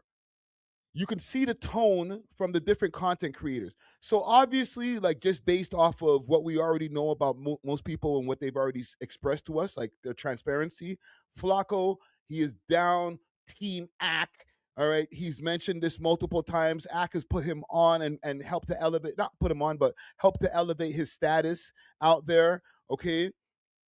You got What's the Dirt, who is definitely let's do that. Team Ak or Team Charlamagne. It's not even about Drake and Jay-Z. Even though it is Drake and Jay-Z. But let's just keep it down to Ak and Charlamagne. Okay, so I'm seeing the names over here right now. Ak, he got GWC, Flacco, Trapler Ross, OVO. Vlad, whose side is Vlad on?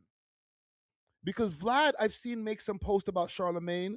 He's you know what? Vlad is on Ak's side. What am I doing? That's a stupid question. Those guys trade content on a regular basis. He's not going to say anything anti-academics. So Vlad is definitely on Ak's team. No Jumper, definitely on Ak's team. They got Whack 100. Whack 100 is a frequent caller on Akademiks' live stream. He's getting the war chest ready, more than Akademiks was even ready to do. So who's on Charlotte's side? Young Money says Charlotte Wayno, Ebro always uses Rock Nation script. Yes. Wayno, we just watched the video of. saying like, yo, I ain't on nobody's side. Yeah, I know Jay-Z from back in the days, but Trap Lord Ross. So he ain't trying to claim a side. But Wayno, you Rock Nation, brother. I'm sorry. You Rock Nation. You might not be on the payroll, but you definitely, if we're going to be picking teams and just seeing from the outside, you on our Rock Nation side, brother. Okay? Oh, Vlad is Team Rock Nation? You think so? Yo, this is an interesting, quote-unquote, proxy war. Like, the main characters, technically, is Jay-Z and Drake. Okay? Those are the most powerful people out of the whole equation. But it's now trickled, not that far down, to Akademiks versus Rock Nation, which obviously Rock Nation is Jay-Z's company. Now, everything that falls underneath that are fighting with each other. This is barely anybody raps in this except for Drake and Jay-Z. But everybody else is just all content creators. I wish there was some rappers in here because we get to hear some hot music. But all of the content creators are just like obviously on whoever side they're on. You know what I'm saying? Based on the titles, based on the thumbnails. Like I've seen so many Charlamagne it's the nail in the coffin for Charlamagne. Charlamagne's career is over. Bro, I'm going to make a couple of freaking thumbnails with that. Like, this is actually insane. Watch this. Charlamagne the God claims that people lied on Jay-Z and said that Jay-Z got him fired because there was Jay-Z derangement syndrome and everybody is just jealous of Jay-Z and making up Jay-Z doing these horrible things. What Charlamagne the God doesn't tell you, Charlamagne the God was the one who started those rumors that Jay-Z got him fired. Charlamagne the God was the one who came on record and essentially said Jay-Z got him fired. So Beanie Sigel dropped the Jay-Z diss track. So Charlamagne the God got Beanie Sigel to call into the radio station, and Charlamagne the God interviewed Beanie Sigel, and Beanie Sigel went off on Jay-Z. This took place in Philly, when Charlamagne the God was working for Philly. Beanie Sigel had a beef with Jay-Z. That was like when Twitter first started, and I remember seeing all these tweets about Beanie. Watch, these niggas is rewriting history. Watch this. Sigel dissing Jay. The first tweet I saw was from Fabulous, and Fabulous was like, y'all never thought I'd see the day when Beanie Sigel dissed Jay-Z, and I was like, what? And then K Slade had played the record, so I heard it, and I was like, oh shoot. I'm like, yo, I just reached out to a couple people I knew in Philly, like, yo, I gotta get Beanie Sigel on the phone this morning. And he called up, and he just kind of like aired Jay out for like 30, 40 minutes. So where did this whole situation stem from? Because I'm gonna be honest with you, The whole situation just stemmed from, like, I got the Young Guns calling my phone because Jay-Z's only paying them $1,200 a show, and they had to split it at the end of the day. Like, I never forget it because that Monday, I was supposed to move into my new townhouse in Cherry Hill, New Jersey. Me and my wife had already packed up everything. The apartment was clean. I had clothes and stuff in my car. I already had put down the security deposit. And that Beanie Sigel interview played on that Thursday, went viral that Thursday night, played it back Friday morning. Saturday was Halloween. Monday, come into work. Boogie D, who was the program director at the time, called me in the office and was like, we're moving in another direction. Charlamagne the God will then proceed to go on DJ Vlad the week he got fired and tell DJ Vlad that he was told Jay-Z got him fired because he brought Beanie Sigel on the radio and allowed Beanie Sigel to get him fired. The very same antics that Jay-Z is attempting to do today to independent creators and independent media personalities, he did it to Charlamagne the God first. And Charlamagne the God was the first one to expose Jay-Z. But now Charlamagne the God, because he's in bed with Jay-Z, is doing interviews where he's trying to rewrite history. Now he's saying he don't know who started the rumor, and the rumor was started by people with Jay-Z derangement syndrome when he was the one who started the rumor, and he was the one who told people that Jay-Z got him fired. We got some very shocking news. You actually yourself broke. Yeah. This wasn't broken by anybody else. You actually went on Twitter yourself and broke this news. So, yo, look how old this file is, bro. Look, like, this is an example of how hard the content creators are working to dig up old shit on Charlamagne the God. It might be over for this nigga. So go ahead and talk about that. Yeah, I put out on Twitter that I got fired from WPHI 100.3 The Beat in Philly. I mean, it wasn't nothing for me to break the news. My life is an open book, you know. It's nothing for me to share something like that. Did you have any idea going to work how money was going to happen? None whatsoever. show was making quite an impact. Where were you ratings wise? And explain what ratings are to people who don't really. Well, you know, they got a new rating system called PPM, and PPM comes out on This is Charlamagne with the darker and lighter patches. On a weekly basis, but I've always been top 10. Matter of fact, I've always been like top 5. You know, I think the last ratings book I may have gotten, I might have been like number 7, which is great in the PPM world, especially for urban. So, you know, 18 to 34, my demo, I was solid. My numbers were real solid. Friday before you were let go. Friday was, and that's a good point. You know, like my manager Kevin Hunter and my mentor Wendy Williams, they always say you're only as good as your last performance. So technically, my last great performance was that Friday. That was the Beanie Siegel interview. You know, Beanie Siegel put out a diss record towards Jay-Z. I don't want to call. So he broke this story. Okay, he's gonna run the whole thing. I mean, I'm not one to speculate. I mean, that's what I'm hearing. It wouldn't be a Beanie Siegel on. You have to know that, okay, something might become of this. Do you honestly feel that you being let go from the radio station has something to do with the Beanie Siegel Jay-Z interview? I mean, I'm not one to speculate. I mean, that's what I'm hearing. It wouldn't surprise me. I don't know what happened to Charlamagne the God that got Charlamagne the God moving the way he's moving currently, putting his own reputation and integrity at risk by lying on behalf of Jay-Z and spreading narratives, even to his own detriment when Jay-Z is who got him fired. But what I can say is messed up, and I miss the old Charlamagne.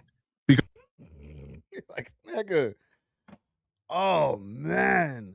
And I seen Trapler, see what you said over here, Young Money. Trapler Ross started going extra hard after Charlamagne and Rock Nation started striking his videos. Yo, they're that crazy over there at Rock Nation, eh? Mad niggas got strikes. I'm just happy. Maybe we didn't go hard in the paint like that, or maybe we're just not getting enough views. But I don't even think that's the case, because I've heard complaints about content creators who are smaller content creators who were struck by Rock Nation. So, damn. Anybody can get it. Maybe we just haven't been going hard enough in the paint. Like, again, I'm not saying we don't have a dog in the race as far as us over here on the We Love Hip Hop Network. You know what I'm saying? Like, Rock Nation hasn't given us any strikes. Obviously, I'm Team Drake. All right, for the people who might be like, whatever, but not to the point of glaze, where it's like, I'm going to be obtuse and shit like that. Like, I'm objective. Y'all see this to the point where, like, I get myself in trouble. So, I don't know, bro. Maybe I should. Who said go harder? Somebody said go harder. Pause. Go harder. The case is because Akademiks wasn't going hard. So you guys didn't follow suit. Should we be going crazy? Should I start digging up as much shit as I could find about Charlamagne and try to end him? All right. I see what you guys are doing out there. Don't worry, I got the finishing blow. I found the files. I'm invested as far as like reaction and bringing this to the audience and stuff like that. But as far as picking a side, like, I'm Team Ak. I fuck with Ak. I don't want to see nothing happen to Ak. And I've said this multiple times on this stream. I don't know Charlamagne from a can of paint. We've never spoken to him. I've never spoken to him in the DMs. Nothing. But Jesus Christ, this has gotten way messier. I told you the problem. This has gotten way messier than I originally thought it would get. Holy fuck, bro. I'm not going to say can we all be friends, but nigga. And I don't even think I wrote it. Crazy. My media go try to slide me out, man. This is crazy. He's been working with my biggest ops the whole time, and he told me he don't got no affiliation. The only thing they said was a little weird. It was like, nah, I could. There's a lot of betrayal that's happening in here too. I could call all of them. I'm like, okay, you got a little address book. I see what's going on.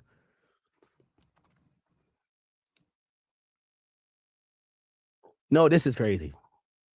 Somebody said you probably recorded the conversation. Oh. You think Charlotte wore a wire? Checking for a wire or earpiece?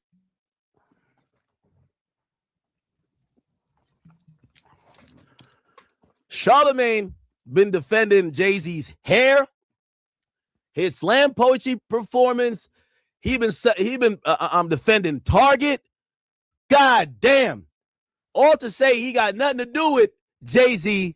Now we see him in black and white. We see him in the government files. It says Rock Nation. This nigga's hurt. My heart is broken, Jack. My heart's broken. Oh, man. My heart is broken, bro. I'll tell you why. I know this industry is evil, and I know there's a lot of liars. I've always liked Charlamagne. He came across to me as someone who would rather tell the truth and be seen as the outsider and seen as the villain more than the guy that will lie to your face to be liked. But in the back, they're sharpening their knives, waiting for that moment. Waiting for that moment. Stick it right in. My boy's name is under there. By the way, Angela Rye is one of those people too. It's like one of Charlamagne, little, like, you know, he got tentacles to her. Like, I used to watch him dispatch and send her out to like handle stuff. She hasn't been relevant for a while though. That's his political soldier right there, Angela Rye. Been relevant.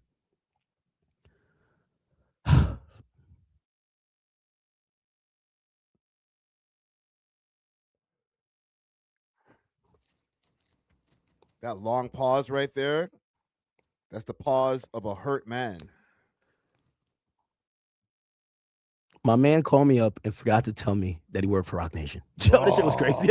Yo, my man called me up. I'm telling him how much I think this is the ops. Yo, it's the ops. It's Rock Nation. Yo, this and third.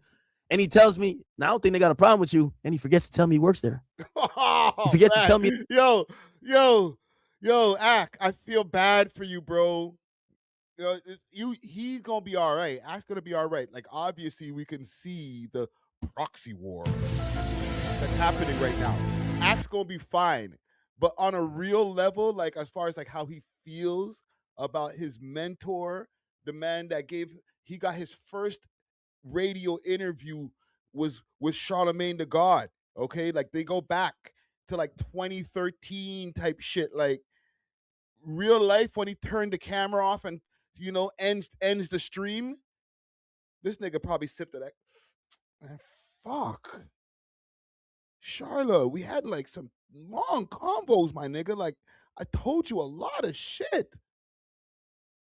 Oh. That he got business with them. He forgets to tell me that his name is on legal documents saying that he's under that umbrella. It lists Charlamagne's the legal documents. This man called me up. I'm telling him how much I think this is the ops. Yo, it's the ops. It's Rock Nation. Yo, this and third. And he tells me, "Now I don't think they got a problem with you." And he forgets to tell me he works there. He forgets to tell me that he got business with them. He forgets to tell me that his name is on legal documents saying that he's under that umbrella.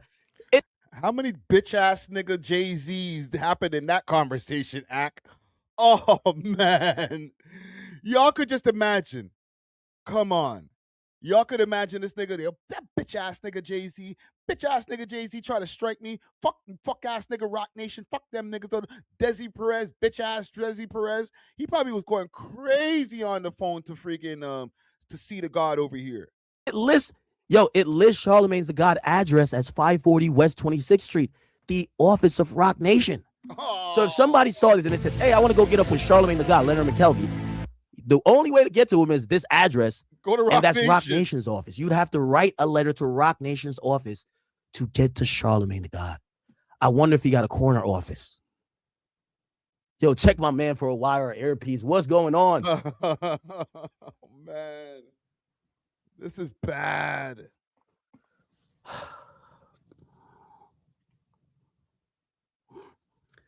This is Ak needs somebody over there in the room. Like, this is when he needs a shorty to come in there and just rub his back. Like, it's gonna be okay, Ak. Like, fuck. When you find out your heroes are your enemies, bro. It's not even like, your heroes don't meet your heroes. No, like your heroes is your foes, bro. Taking a turn for the worst, Chad. This is taking a turn for the worst. For real. Where do we go from here?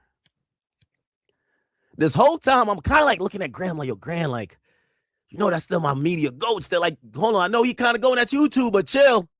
You know, he don't got nothing to do with Rock Nation. He just like him some Jay-Z, man. He don't want Jay-Z to get him fired from the Breakfast Club again. Or get him fired again. Then all of a sudden I see the paperwork and I'm like, Rock Nation? Yo, chat, you know what moment I had? I had this moment right here, chat. I promise you. Hope they don't kick me off YouTube for playing this. Remember when the nigga found out Heisenberg?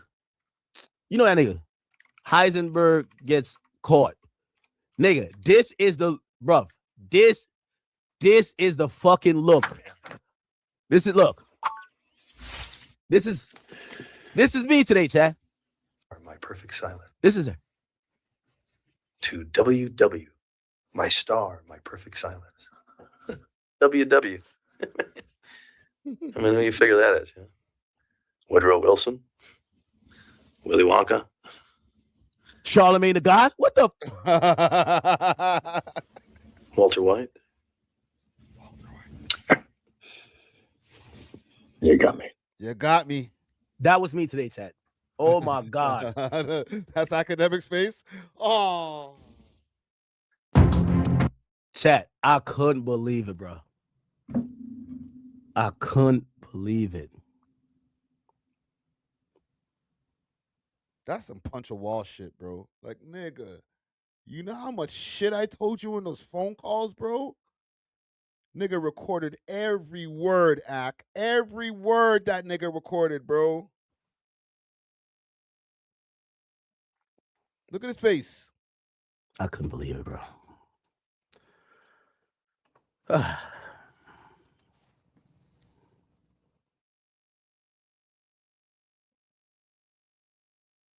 Damn, bro. Wow. Fuck, man. Let me refresh this page. Like, maybe this shit is not real. You know what I mean? Like, yo, this shit might not be real, bro. It's real, my nigga. Rock Nation. Leonard McKelvey.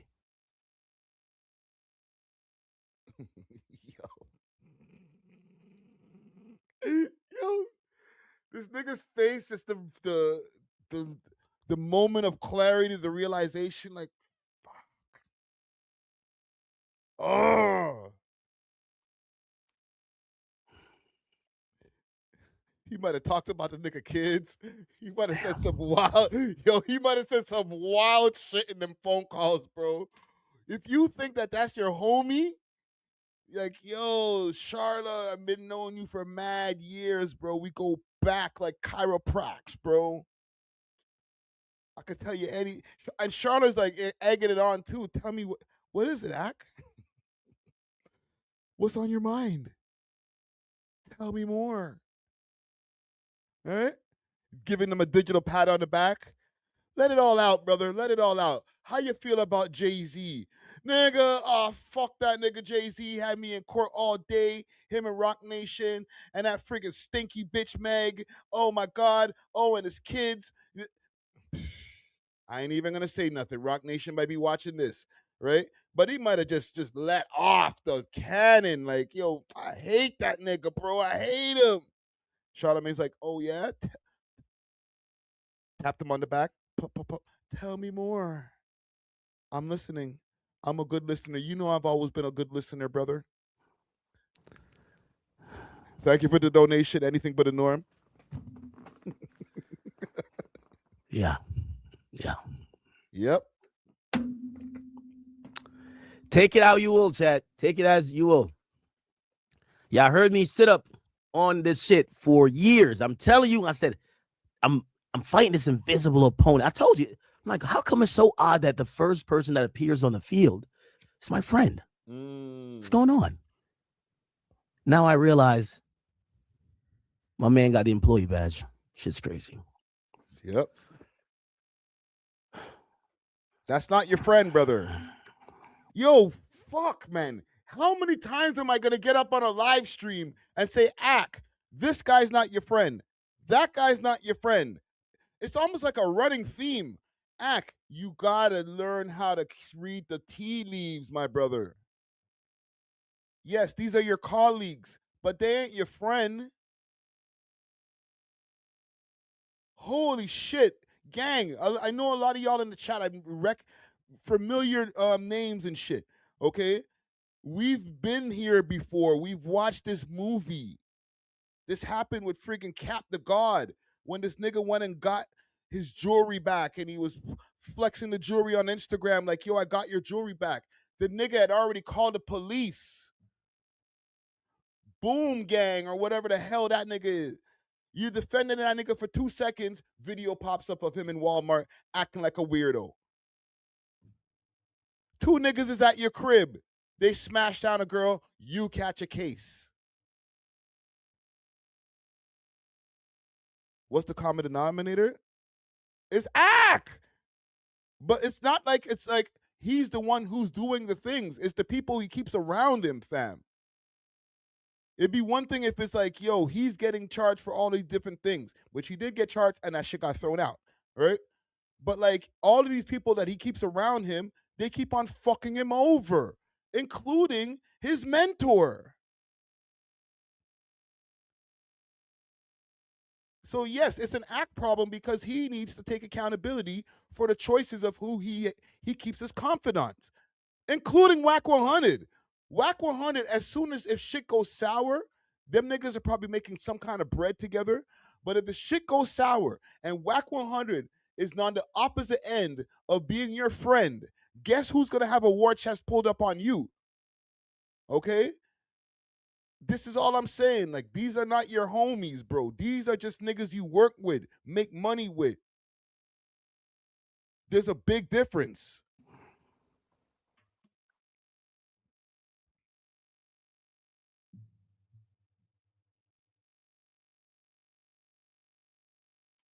Trust me, I know about me. I know me about some Whack 100.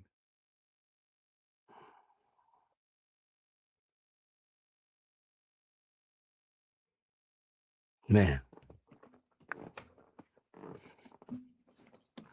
Man, Charlamagne said that I got an OVO. Sorry, rock and roll. Lil Boom is free. Put him back in. How about that? Put that nasty piece of shit nigga back in. About free him. Chain, and he got a Rock Nation badge. This is crazy, bro. I got the OVO chain. He got the Rock Nation badge. This shit is bananas, bro. No, he has a exclusive deal or unlimited paper planes, hats, and Rock Nation clothing, bro. He just didn't have a chain. You just got the chain now.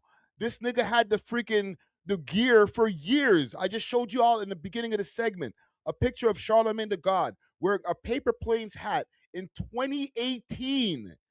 The fix been in since then, my nigga. This shit is crazy.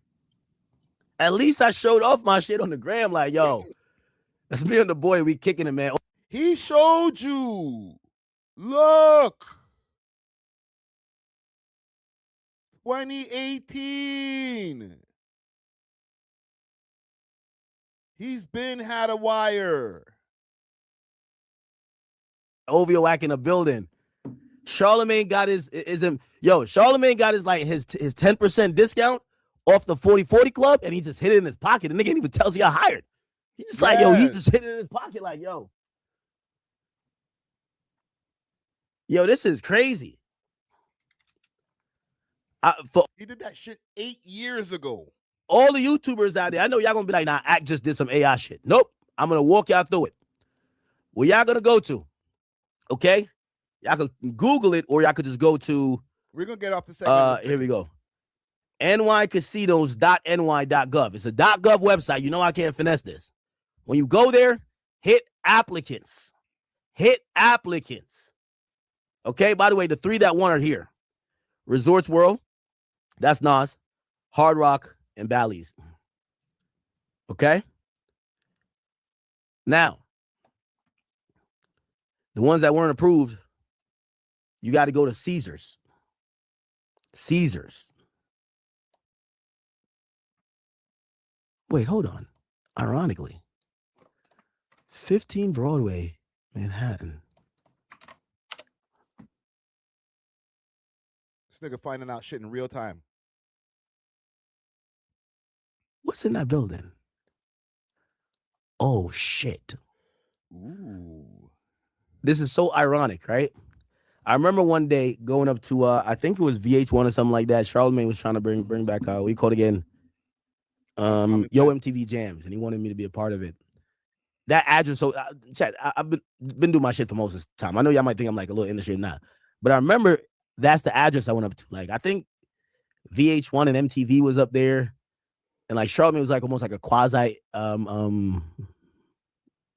executive. So it's ironic that the gambling place was going to be in the same building that he's been in for years. 1515 Broadway. Ironic. It's in the heart of Times Square, y'all. And he's on there with Rock Nation. Huh. Huh.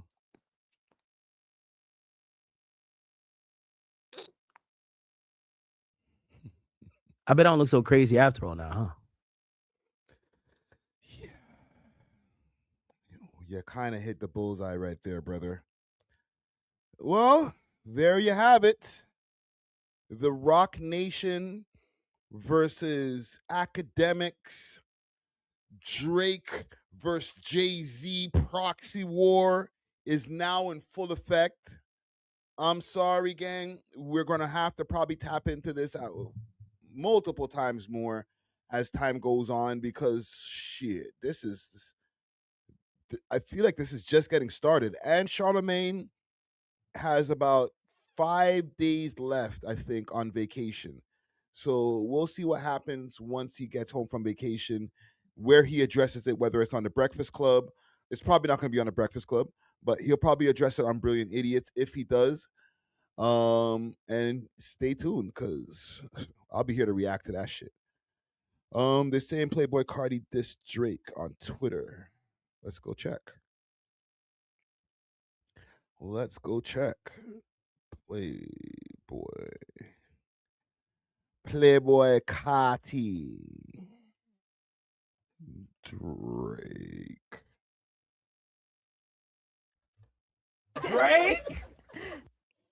Let's see. Playboi Carti responds to Drake's shots on him on Experiment. Teen X done told you I'll blast you, Crody. I blast at you, Crody. What's this? What the fuck? What are they? Oh, we dissed him on the Ken Carson album? I'm not going to check for that, bro. There it is. Ken Carson and Playboi Carti. We did it. 10X done told you I'll blast at you, Crody. Whoa. Who's 10X or Teen X?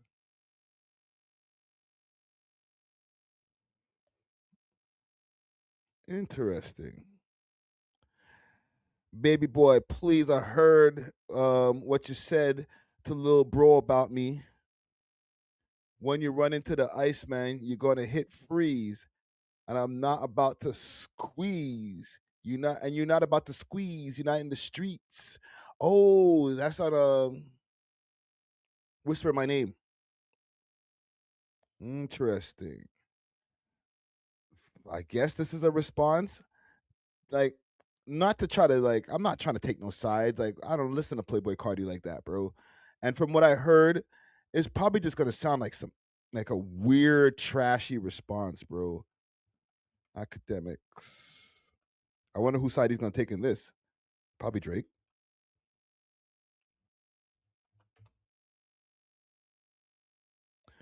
Oh, Ken Carson is Teen X.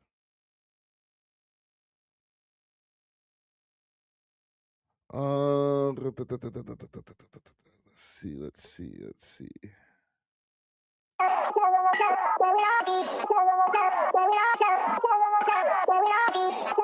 I'm bold, cut her off, I'm cold, VVV. Do I want to get me a copyright for this? Whoa. VVVs, whoa, my back is deep. I know his bitch, no, dog is what the spring is. The simulation glitch, a young nigga rich. Listen, I'm not saying it's trash. It's just not my thing. Okay. Yeah, it's not worth the copyright for real. It's probably too late. Anyhow, let's move on. Let us move on. No more Playboi Carti in my speakers tonight, please. Thank you. Thank you. I don't know the Ken Carson you. I know that's one of his artists, but yeah, just not my shit. This is where I officially will say yes. I'm an old head. I don't get it. Let me just go do a quick check over here. I want to see what's going on in the Torontology streets. Stick. Yo, Cody, why am I out here? Broski said, I'm sipping lean. Come on, Cody, he said, try it. I'm gonna try it. It's the real drink. What are you doing? Holy fuck! Yo, what's going on in Speed, man?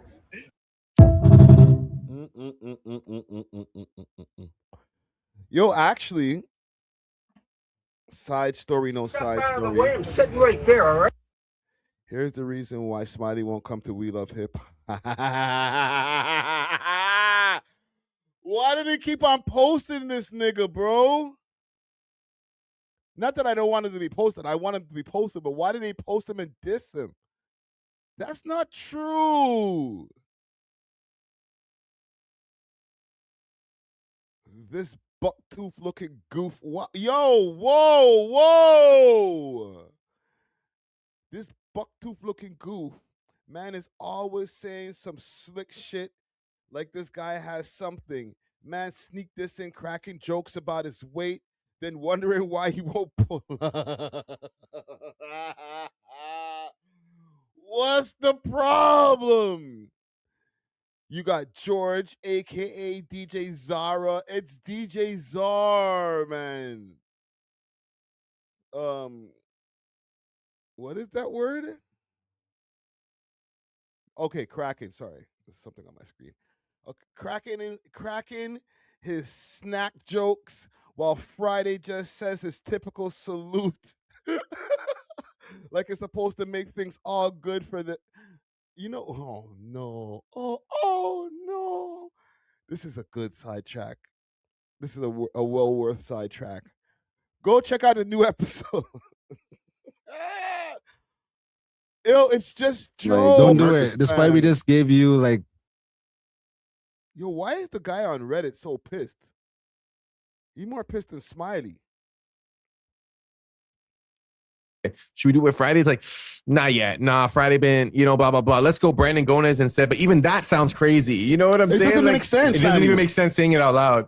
But what if there's like something that Mantive said where it's like, okay, if I see him, I'm going to have to page him. Like, I just don't want to have to go through that. Page me, bro, on camera. Just it don't might touch not be me. you, bro. I have done many. Yeah, pause. Page me on camera. Just don't touch me. No, but I can't lie. Like, I've done a lot of Smiley impressions. Maybe he doesn't like that. Oh, come on. It's not like you're like, I'm a waste man. And say, you're not dissing him. You're just making doing an impression, fam. Like, yeah. I don't know. I'm trying to speculate as to why he wouldn't pull up here. What if he just sees the way how our seats are and he just thinks that like he won't be able to support. You're saying it's not large people friendly? It's not, That's funny. Oh my God, I'm spitting. That's funny. I mean, it's not the most, what is it? Spacious. No. I put on a few pounds and we're comfortable over here, bro. Don't worry. It's fine. Yeah, don't worry, bro. It's very ergonomic now. You see, Fab, you're good. I don't think he's going to pull up now. No, I'm sorry. He needs to pull up. He needs to pull up. Okay. Is that the reason? Was it the seat joke or the pull-up joke? It's just jokes. But you want to go here. Let me see if they could. If this is this on the Torontology thing here. Where's the my youth? Where's the my youth? Huh? Y'all want to check out that interview? We can go check it out. We can go take a look. I'm going to find his little runway walk. On the catwalk. On the catwalk. I'm going to find him. Do my little dance on the catwalk. I'll find them. I'll find them. Let's go take a quick look here. What's the SEO on this shit? You think it was Smiley's burner account? Maybe. Okay, it went up to 5K.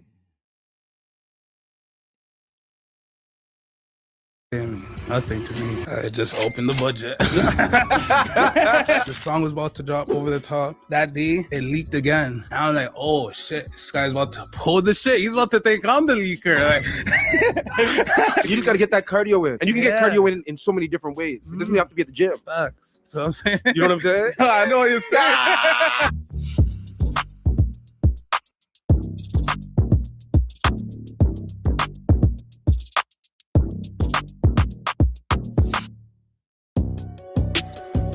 Prada and Gucci don't go together. Louis and Dior, circle better. You wear my. Oh no, copyright. I done got my shit cleared. I don't got a whitelisted. Because you know that was a Yeah. Smiley on the BG show. You just killed that unfiltered sessions, my guy. Yes. Thank you for having me, bro. We're so happy to have you. I feel like we got to do a little cheers here with some Hennessy because you know that was a moment. Yes. And I got to ask you. I mean, you're singing some of your biggest tracks. What was that like for you? He's sponsored by Hennessy.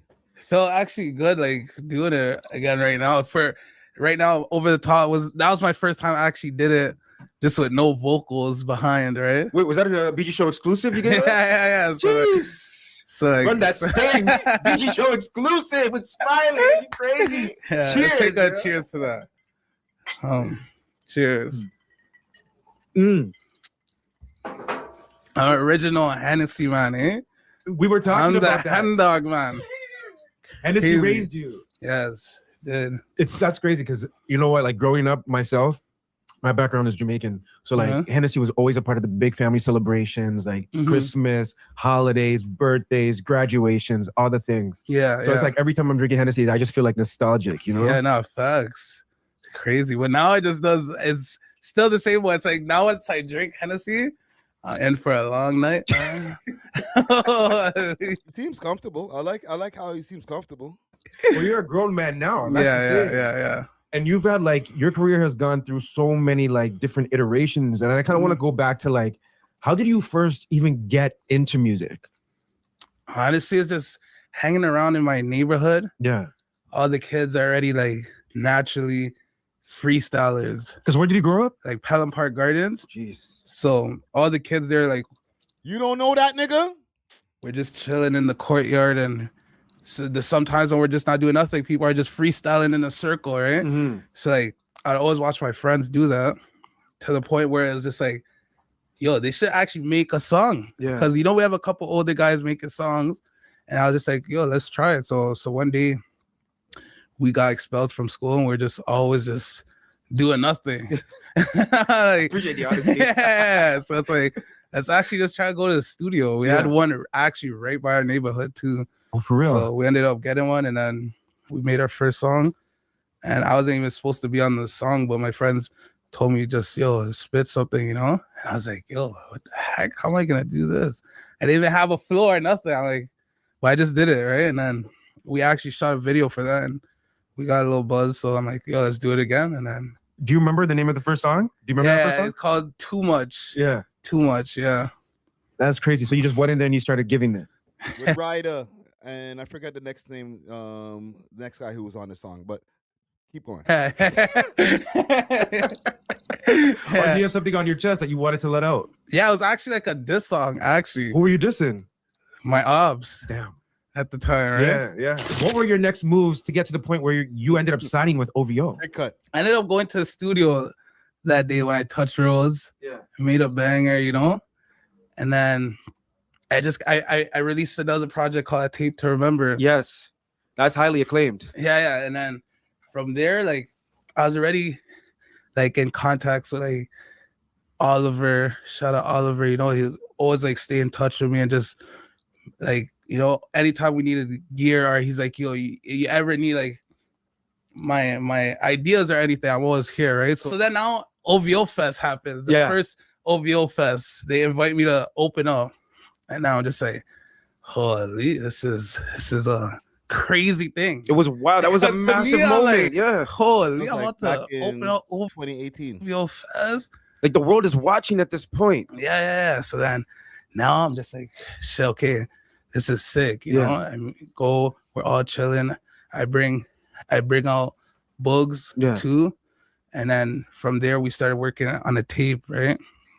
And then from there we had a song that he ended up sending to Drake, right? And basically he fucked with the song. And then one day freaking he just sent us back the vocals, and it was this organization. So then the first day I heard the vocals, it was snowing, I'm driving. I couldn't even play in my house. So I told my homie, I'm like, yo, we have car listen. Yeah. So we go in the car. I'm like, oh shit.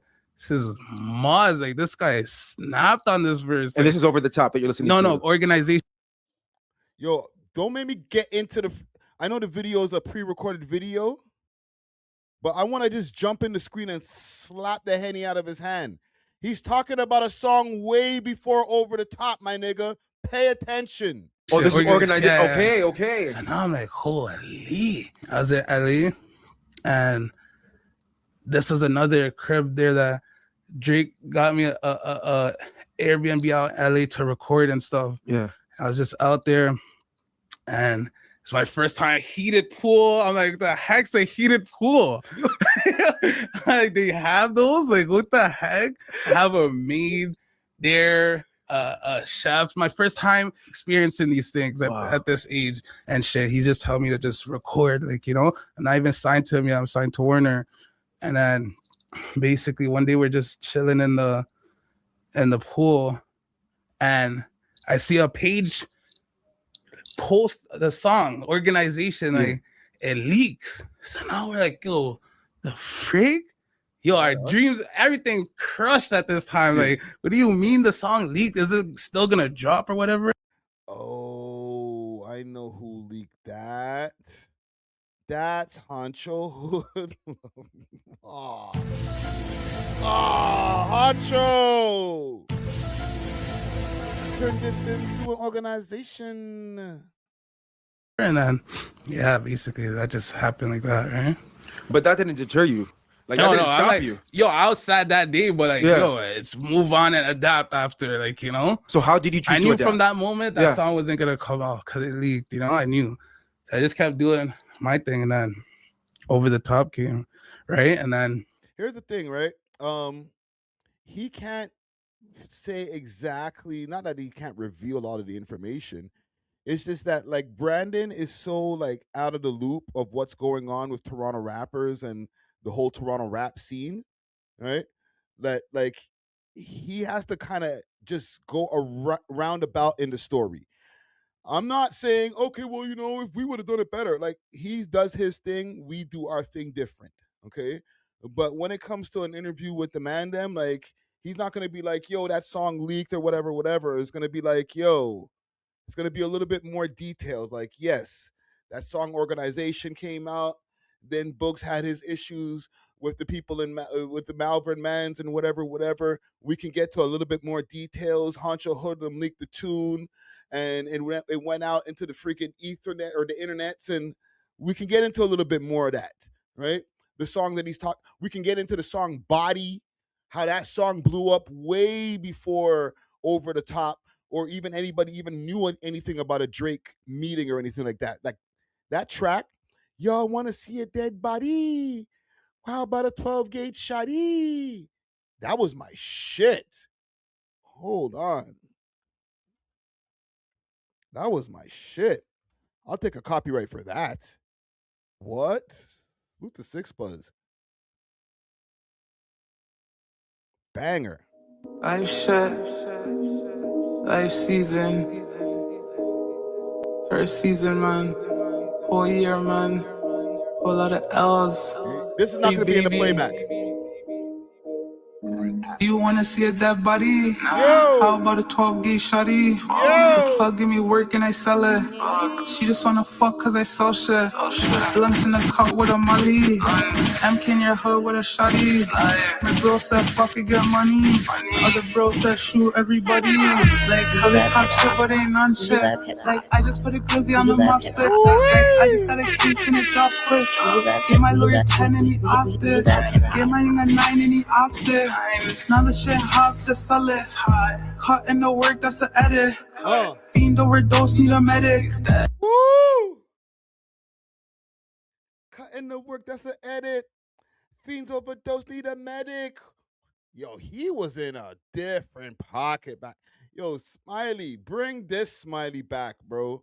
Holy. That was my favorite Smiley shit. Who the fuck this interview? Let's go. Once Over the Top came, he sent me the idea and stuff, and he said, I think this song could be a thing. I'm like, yo, I fuck with this beat. So at first I'm thinking it's a beat, and then I hear his vocals, and I'm like, no way. What up there, but he didn't put his verse yet, so then it's just the hook, right? And I'm like, oh yeah, this is a mod. So now once I do it, send it back, he fucks with it, and then like probably 3 months later, How we already over the top and we're only 9 minutes into the interview, bro. And there was a whole freestyle that happened for about 2 minutes. And we're already talking about over the top. And we're supposed to be having we're really getting a comprehensive interview on Smiley. Nigga, just go watch the We Love Hip Hop interview if you want to learn about this nigga, bro. I get the verse because at this moment he's on his album stuff, right? Now I'm hating. And then once he sends back the verse, I'm like, holy, this guy killed it again. So now I'm like, yo, okay, I have to send him a crazy verse because now I'm like, yo, bro, I'm dropping a song with Drake. What the heck? I'm overthinking. Yeah. I sent him probably like 9 different versions. He gets mad because I did it with organization too. But he's like, yo, just pick your first one. Like, don't overthink it. Like, you were overthinking this moment. Yeah. Because I'm there trying to make their changes. This. I'm like, once I'm talking about dropping it, he's like, do you want it to drop before my album or after, right? And I'm like, before? I want that shit right now. So listen, you speak what you want. Yeah, so he's like, but he's giving me all this love without even me being signed to him. Like, to him, it was never a thing like that. He just genuinely fucked with me. So then after that, he heard me express that. I got signed. And it honestly, like from the outside looking in, for people. So wait a minute. When this interview happened, he wasn't signed yet?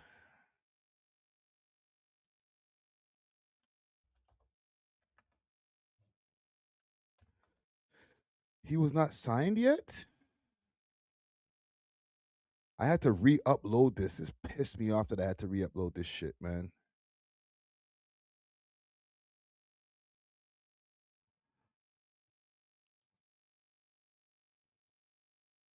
Interesting.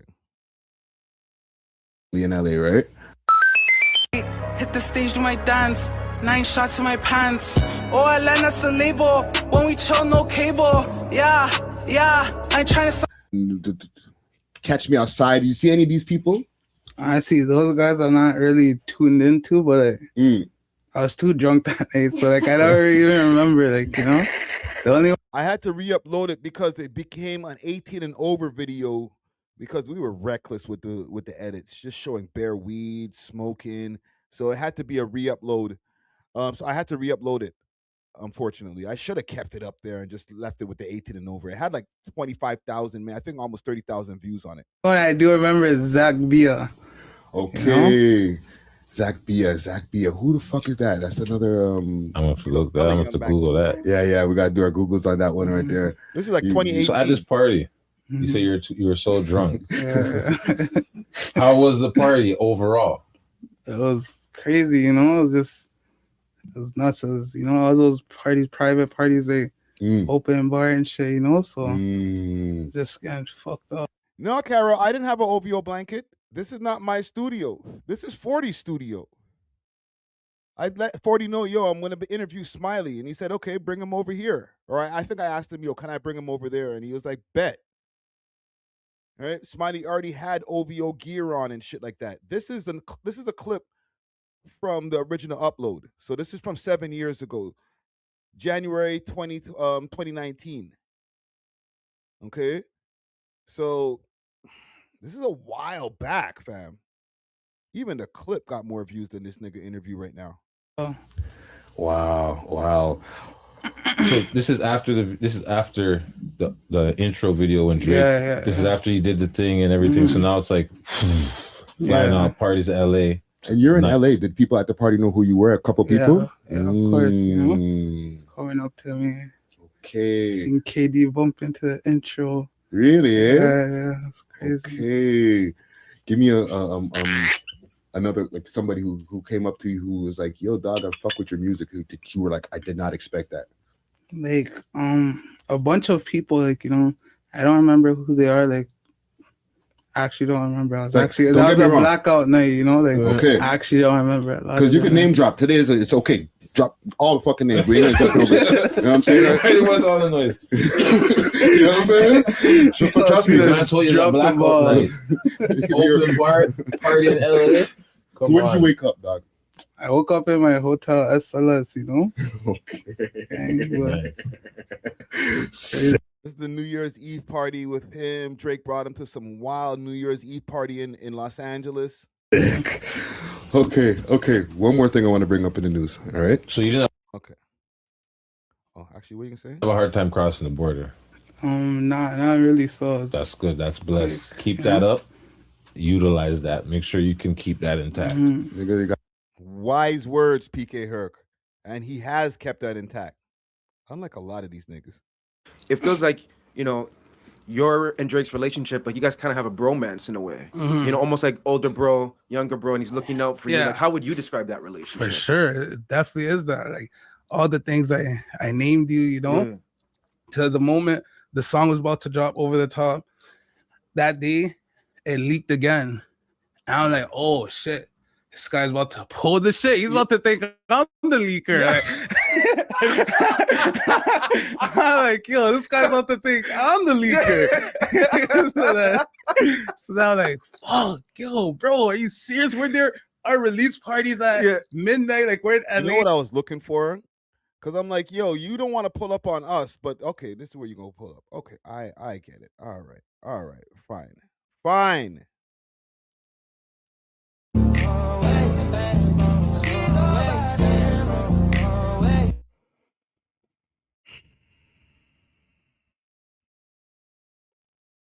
Shake my head emoji. Emoji.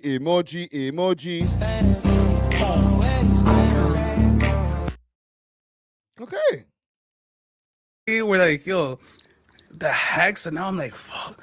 So I message out, like, yo, you seeing what's happening? Like, what's all going on? He's just like, nah, don't worry. It's still gonna drop, like, you know? And then whatever, it dropped now.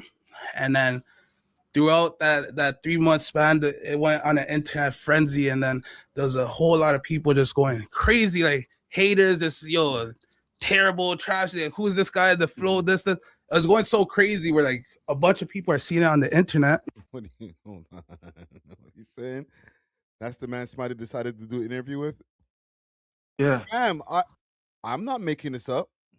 Listen, salute to all of y'all, okay? Your month just finished. So salute to all of y'all. I'm not even trying to hate. Like, do the interview with them. I'm just saying, maybe we weren't the right fit.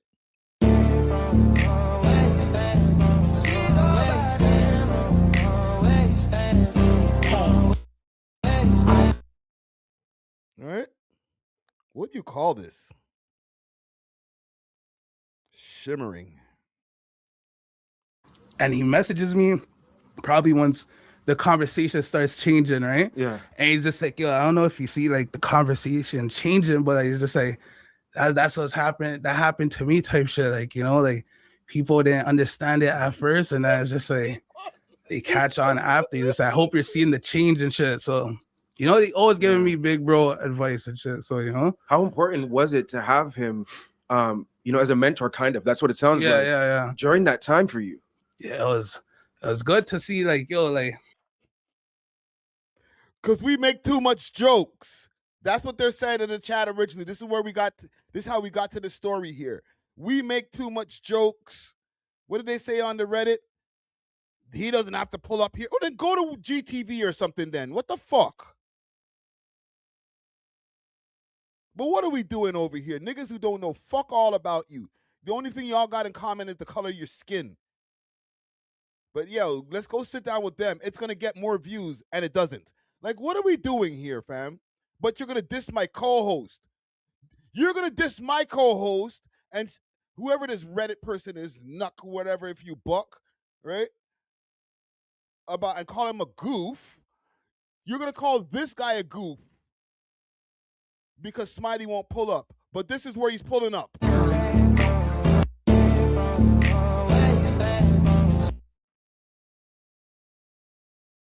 But this is who you want to diss. This is how you know Toronto's backward. Backward as fuck. Because what? We made a couple of fat jokes? Who cares? He makes jokes about himself. If he pulls up on them American streamers, guess what they're going to do? Make fat jokes. And if that's the reason why a man won't pull up, then don't pull up, nigga. Your skin's not thick enough. I'm sorry. He sees everything, you know? And he's just checking in on his little bro. Like, yo, I've been through that same shit too. Don't worry. Because, yo, someone else really, if they ever went through that hate and that shit, like, because that's not that. No, you didn't miss a rant, Easy Factor, but one might be on the way. Time TikTok viral, entered the Hot 100 Billboard charts. So it was going crazy. I couldn't get out of LA. Anywhere in LA, they're playing the song. I'm walking to clubs, they're playing it. I'm going in an Uber, the radio stations just randomly playing over the top. Like, I woke up 2 months later and famous. I'm like, what the fuck? I can't go anywhere without getting recognized. So that's just like, it was just always good to see him just always reaching on, checking in on me and shit, you know? And even my family, like everyone, my friends, they thought I was like in a dark room, like crying because of all the, you know. Dare I say, and y'all are going to hear this, and I know y'all hear everything. This is part of the reason why man won't pull up, because somebody is sending back shit, or mans are watching the shit right now in real time. You're probably one of the 70 people that are watching the shit. The nigga went Hollywood, bro. I've been on this nigga for years. Before I've said anything that can be deemed anti-OVO or whatever, I've been chasing this nigga for an interview. You went Hollywood, my nigga. It's fine. You think, okay, if I go to these places with these guys who wear these types of things, these are the Hollywood people, okay? Don't pull up to the freaking home team no more, or like the ground zero home team, the niggas who really get the algorithm shaking, the niggas who your freaking boss watches on a regular basis and comments on his posts. No, let's not pull up over there. The real niggas, let's not go over there, because niggas went Holly fucking Wood. That's the epitome of going Hollywood. Oh, the niggas I used to go fuck with, I don't fuck with them no more. Y'all ain't big enough. But go to here and get less views than the original people that you went to. How the fuck that work? That's Hollywood activity, brother. I will call you out and I will say it to your face too. And I don't know beef shit, but it's Hollywood. They thought I was like in a dark room, like crying because of all the. I said it. You know, but I was used to so much hate growing up too. So it's like, it actually didn't mean nothing to me. It just opened the budget. He's like, y'all just making me money anyhow.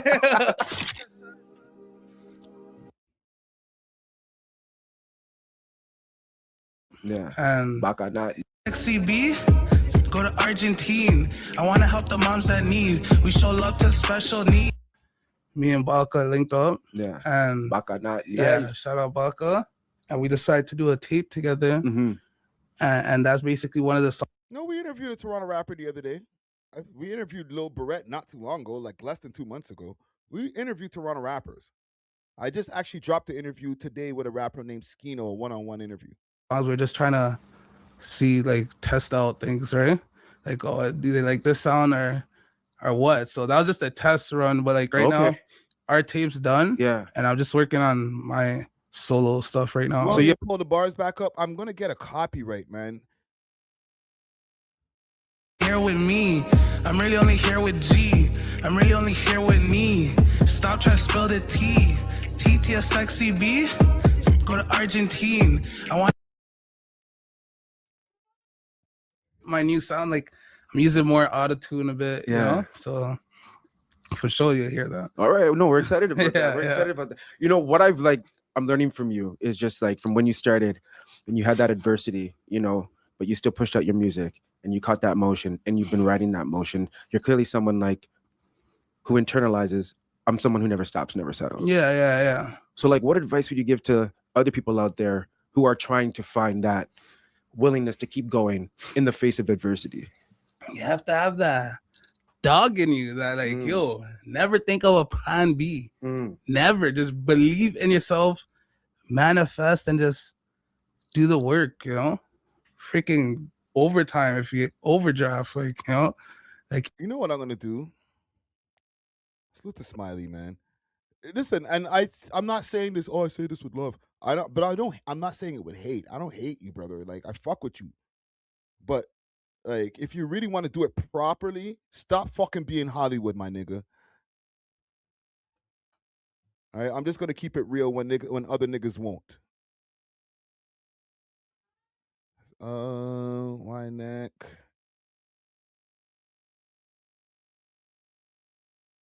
Let me find that clip.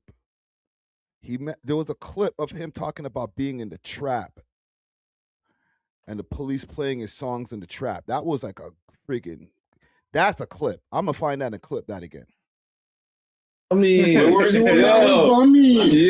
So, and you don't have to like put anybody out there like that, but do you have anybody that back in high school or whatever you try to get at and knowing and understanding the came raided the crib, they're making jokes and stuff, you know? Right here. I'm gonna clip this and put this back up on Instagram. Just so y'all know how to get a good clip. Cops like just knowing who we are more than you know. You know what I'm saying? So like at first I was just like, you know, I was just doing it for fun and like it just brought a lot of heat to us and stuff, you know, like cops like just knowing who we are more than you know, they're raiding our traps and stuff, singing our songs and stuff, you know. Wow. Hold on, the boy them are singing your songs? Yeah, actually our first song Too Much, you know, they came raided the crib, they're making jokes and stuff, you know. Wow. That's crazy. And then even like at one of my trials and shit with like homie actually like, they used one of our videos in the trial, you know? So it's That's crazy. a common So, occurrence going you know, on. at first everyone just wanted us to, you know, we're bringing too much heatness to the block and shit, and even my bros and shit, you know? So then, I don't know, I chilled for a bit, you know, but then started going back, like, our first song after, like, I kind of stopped was Hit, like Smiley, homie, you know, Ryder, MK. Yeah. So that was our first song, then, you know? From there, I just started coming back. Okay. I'm clipping that. I'm clipping that of the boy them coming in the trap singing his songs. Yo, I used to be bummy. Yo, that's how the freaking the police are moving, fam, raiding your trap and singing your songs. That's some asshole shit. You have to really go crazy and just put out the music too. Do content and just never give up. Still do your side thing that you have to do, whatever, but just always drop your stuff. Don't stop believing in yourself. The moment you stop believing, everyone's gonna stop believing too. Believe. You have to have that inner drive. Yeah. Okay, here's what I want to address. Real quick, okay? And big salute to Big Randy in the building. I want to address something quickly because Booggz, I fuck with you, brother. All right? I had what I had to say about the rant, about the freestyle. Booggz freestyle. Free.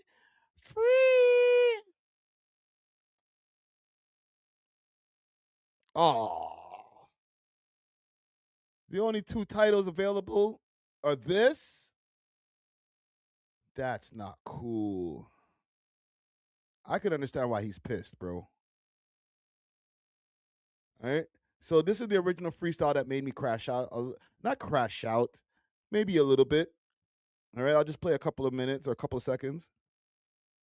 I swear, gang, I'm an introvert.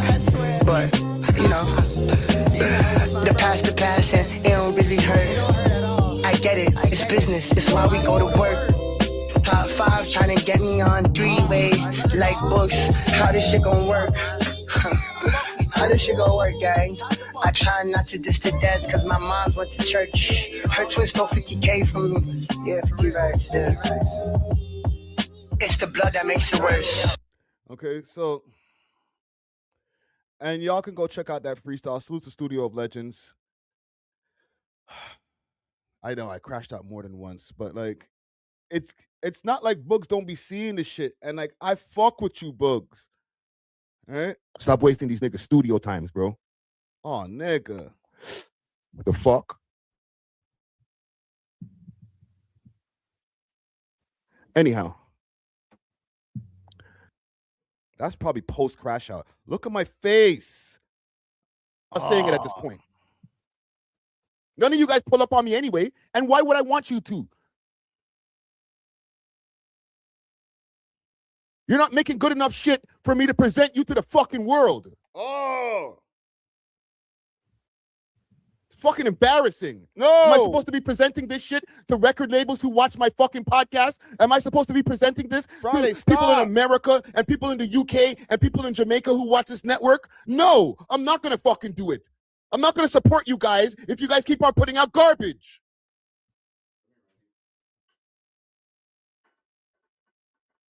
I'll talk about when you guys trip and fucking break your fucking toenail, but I'm not going to put out your shit garbage music no more.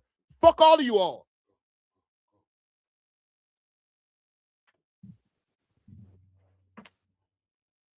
I don't care if none of y'all pull up on me again. Make better music. Oh, no. How about that? How about that? Yo, it was hot as fuck that day in the house for some reason. Me and my co-hosts are more popping than y'all niggas anyway, so why the fuck should I care? Okay, calm down. Enough.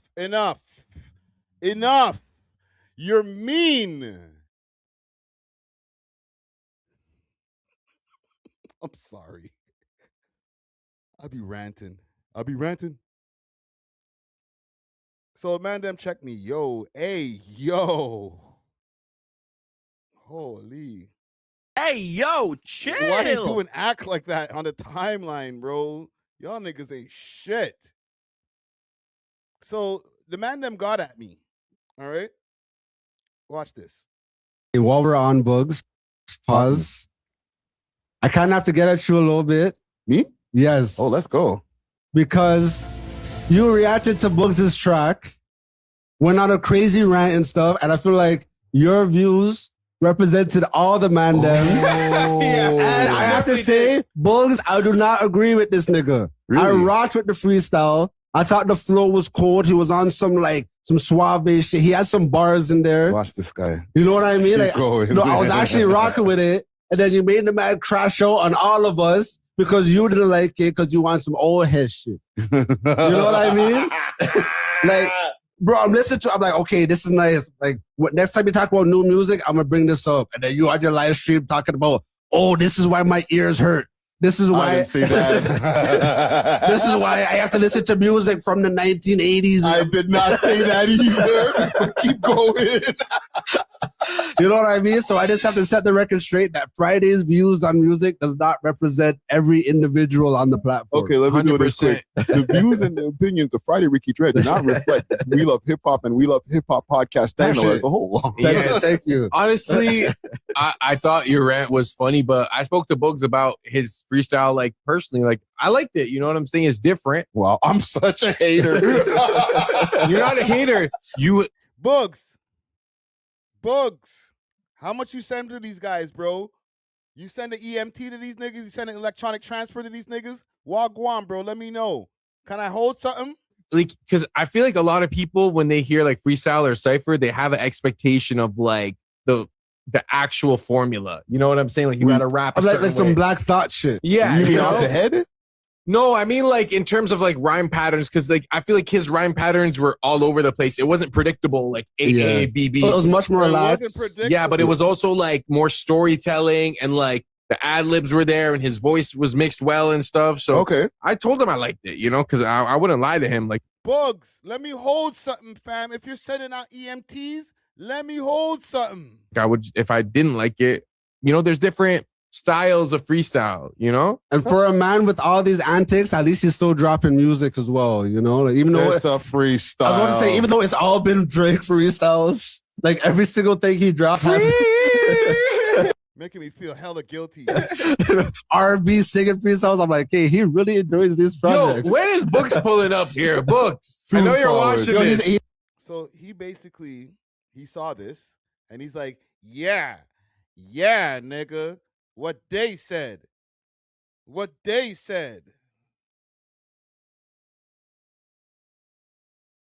don't even know if I could show that story post. That's a private one. He tried to collab me on the post, but it's not there no more. Actually, maybe it's on here. See it there? Over on Booggz. Right? These emoji. New music on the way. Definitely had to address that rant. Oh, no. Booggz, you know I got love for you, bro, but I'm only going to push the envelope as far as what I want from you guys. I'm not accepting mediocre, mid, or what I thought was just not good. I need good shit, my nigga. Hold on, let me refresh this. This has got to be more comments. You say emotional damage. No comments, bro. Niggas don't even care.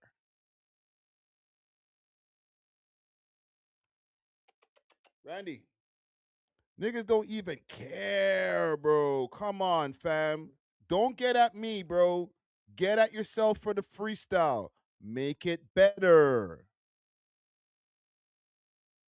I'm trying to tell these guys it's not good for me. Like, I'm not supposed to be riding in cop cars. You know what I'm trying to say? I told these guys, just let me go and call my Uber before my phone's died. This phone's dead. Uber phone. My next one has Uber on it. Dead. So it's like, this is the only phone. This is my, you know what I'm saying? Like, come on, Cody. I would have never hopped in the cars with these guys. You know what I'm saying? You know I don't fuck with these guys. These guys are no good. This lady's nice. I fucking hate cops for the rest of my life. Because these guys are no good. Natural.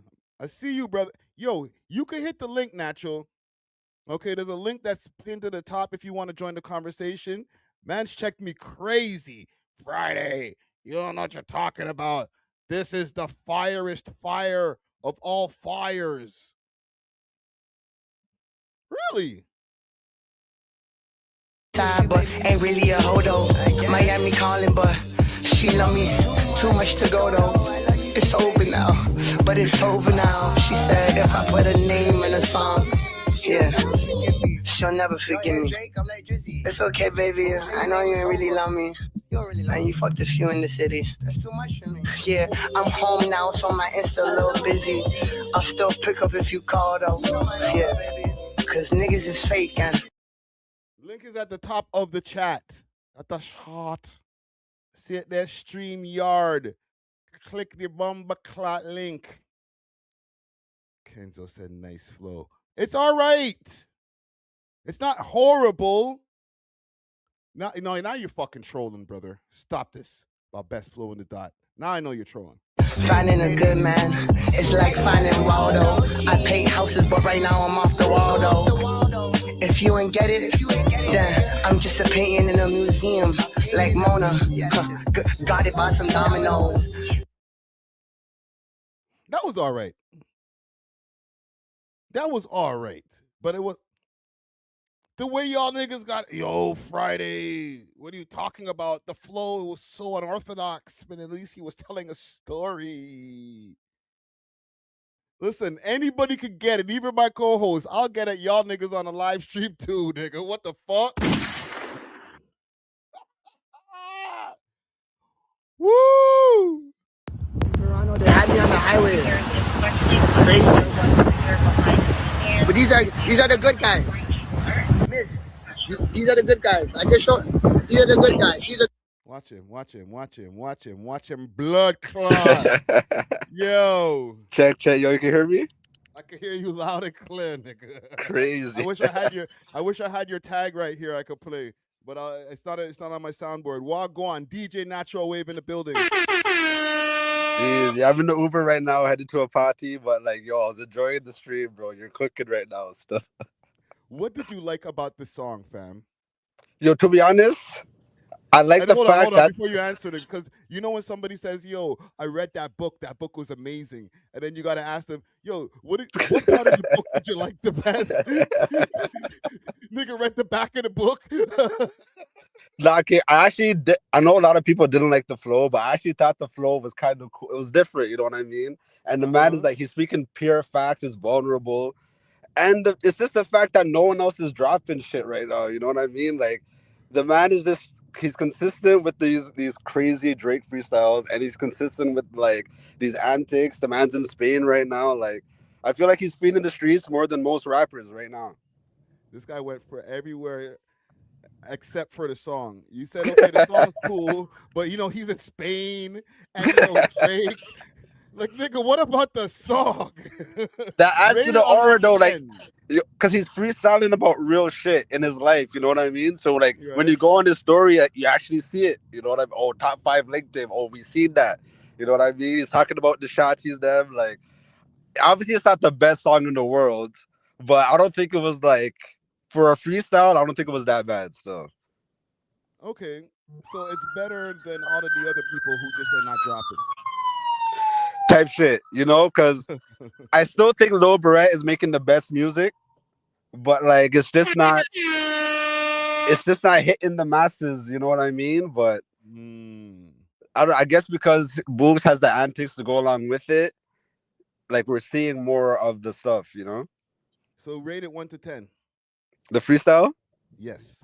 Or am I rating it as a song against other songs, or am I just rating it as a freestyle? As his first, let's rate it as Boogg's first effort since coming home. Like his first day out type shit. Yeah. I'll give it like a 7. And y'all got at me for a 7?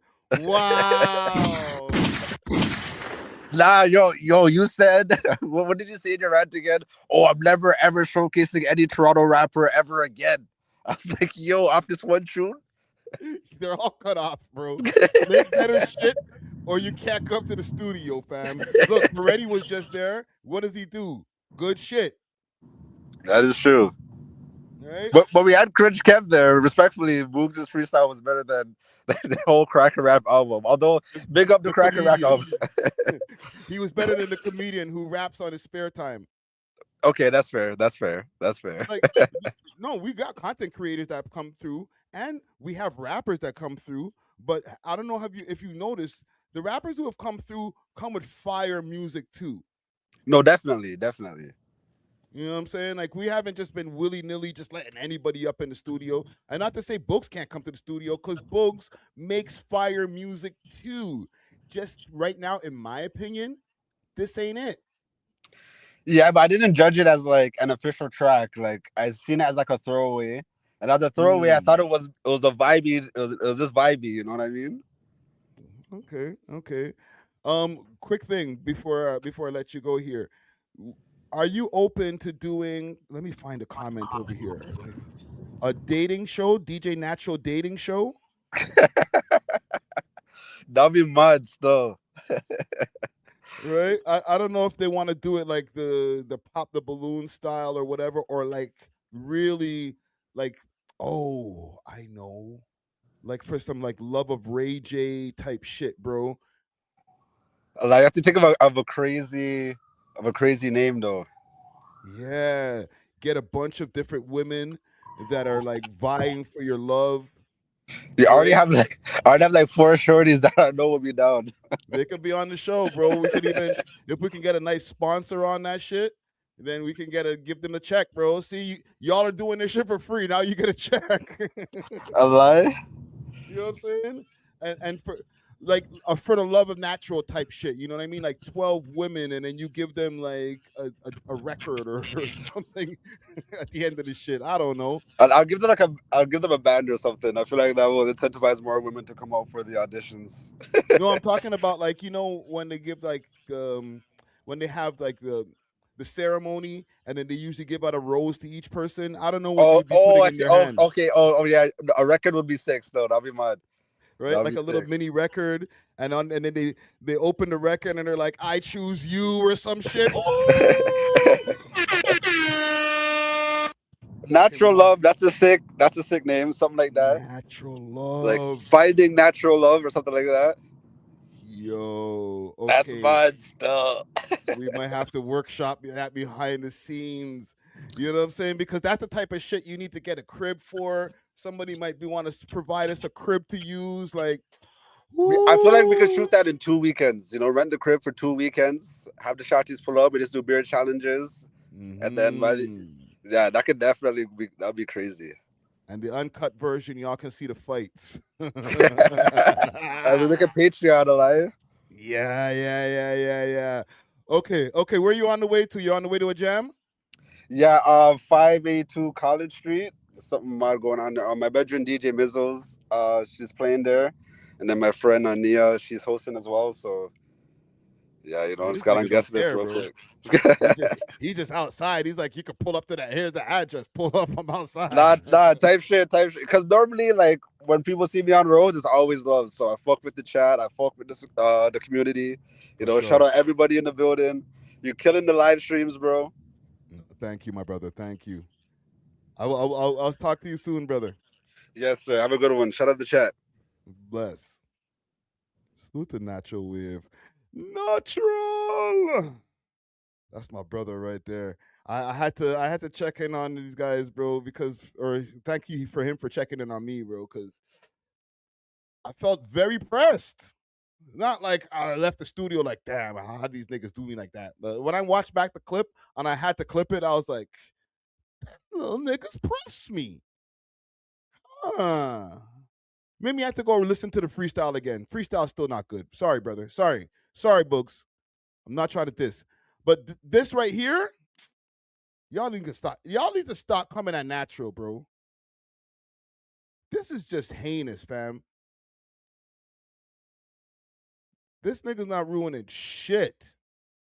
If put it this way, if a man has to make a post and he's writing this much in the freaking post on the bottom, bro, unemployed, cool. That's cool. Unemployed is cool. But nigga, how is he ruining it? And he rented this much space in your brain. Cut it out, fam. Cut it out, bro. Stop at 5. Let's see what else is going on over here. I just want to do a quick watch Randy, man like Randy. I just want to do a quick Reddit check over here. Let's see what's going on. See what we could hear. Summer Jams, Young Ja. You ain't paid for no promo, nigga. I'm playing. I heard RK's chain got took by 44 spillers. Huh? Are they talking about MG4L RK? That chain looks crazy.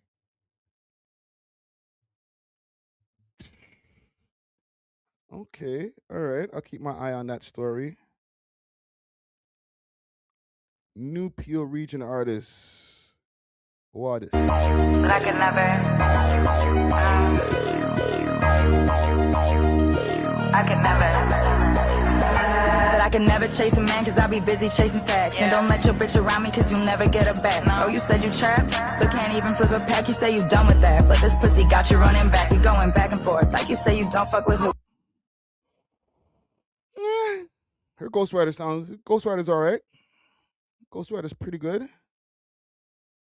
Someone find this guy. Who's this guy? Get the fuck out the car. Get the fuck out the car. I'm talking, right? Get the fuck out the car. Step out. Step the fuck out, my nigga. If I'm talking, step the fuck out. Don't worry about that shit. Come out. I'm 19, bitch. Come out. You're 19? Come out. Come the fuck out. Come out. Come out. Get the fuck out. If I'm talking shit, get the fuck out. I'm 06, bitch. Come out. What you talking about? Come out, my nigga. Come out. I'm talking shit. Come out. The guy's probably white as hell too about my nigga. My nigga, come out. I'm talking, right? I'm talking. Get out. Get the fuck out the car. Get the fuck out the car. I'm talking, right? Get the fuck out the car. Step out. Step the fuck out, my nigga. If I'm talking. Yo, this guy must be pussy, bro. Either that or this guy has the stick on him. I have no context, gang, so I'm sorry. Yeah. Salute to LNC Capo and Grind. Let me just do a quick little surf over here before we move on to our last few stories. YG back with a new TikTok. On their fucking head trying to tweak with the members. Niggas ain't know who's up on the scoreboard team that. Salute to Sat4X. Or 4 times. Oh, what is Ruby Rose in Calgary? Didn't know Calgary was popping. Ruby Rose is in Calgary? For real? What did they got Ruby Rose in Calgary doing? Look at all these white boys with the cameras and shit. There's this nigga over here with a camera. Hold on, let me see this over here. Yo, how much they pay Ruby Rose to just do a walkthrough in Calgary? Holy shit, man. Who would have thunk? She's performing? Get the fuck out of here. Wait a minute. 10K? And make their money back. Get an ROI. Come on. Don't do that, bro. Maybe 10K to floor. Calgary. Look at this. American Ruby Rose. June 30th to host an event kicking off Canada Day at Blue Lumberclot.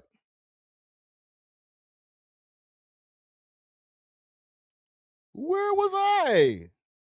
In Toronto? What's up? It's your Not going to this. girl Ruby Rose, and I'm coming to Calgary, Alberta, June 30th, hosting our Blue to kick off Canada Day celebrations. It's my first time out there. What did she do over there, fam? This is not a real story, but I am confused. So let's get lit and come turn up with a bad bitch. So ran through dime still. Nah, fam, she's like from Florida or some shit like that. She was just here, like in Calgary. This is just so random, fam. Huh?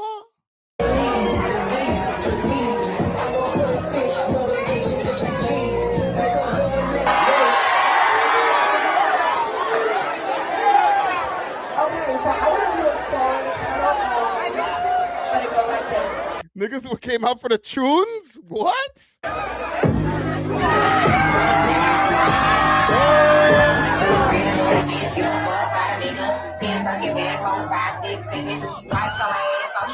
She's like, I'm gonna play the song and not perform it. I'm just gonna like watch you guys listen to watch you guys watch me listening to the song.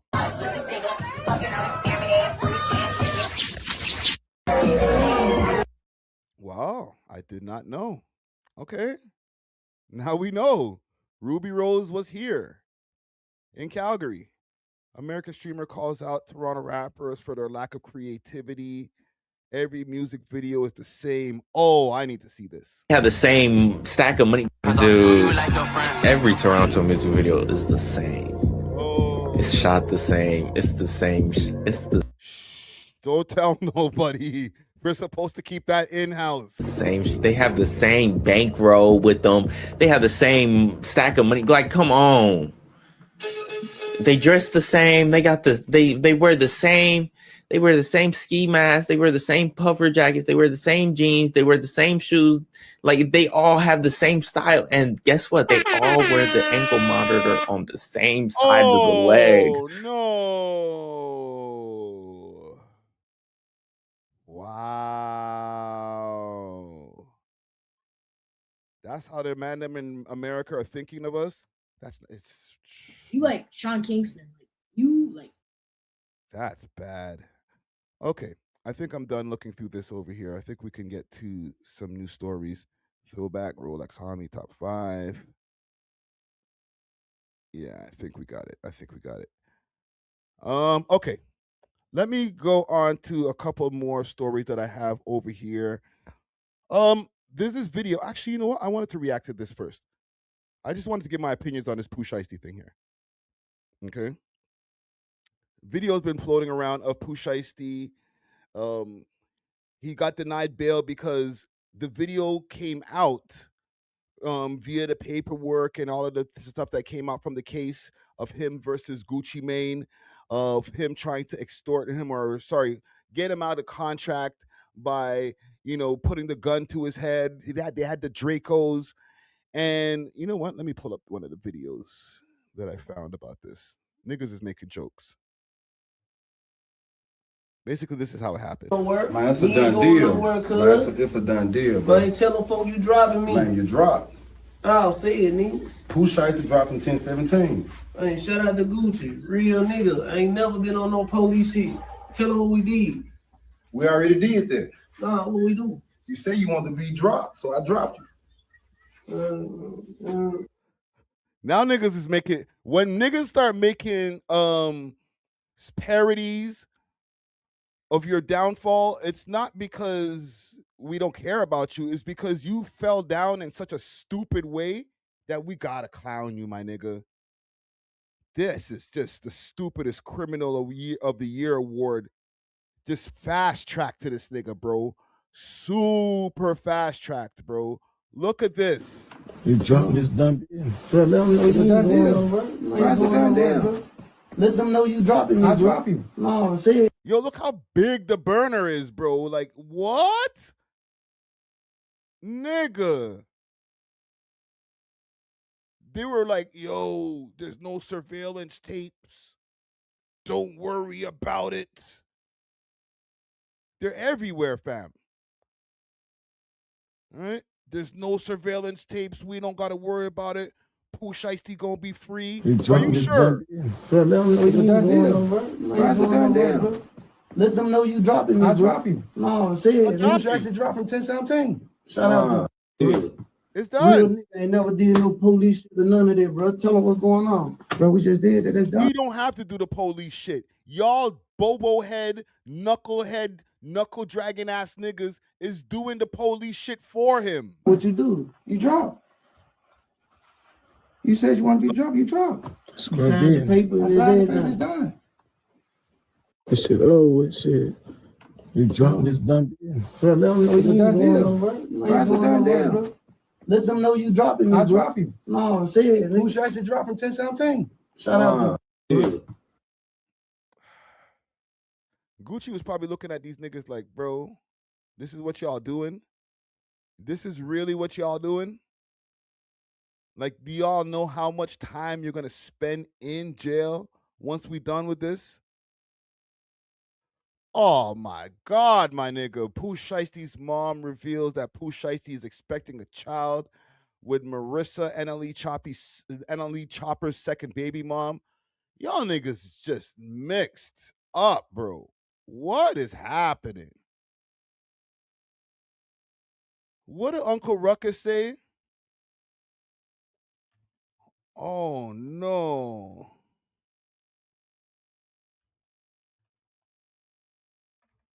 Huh?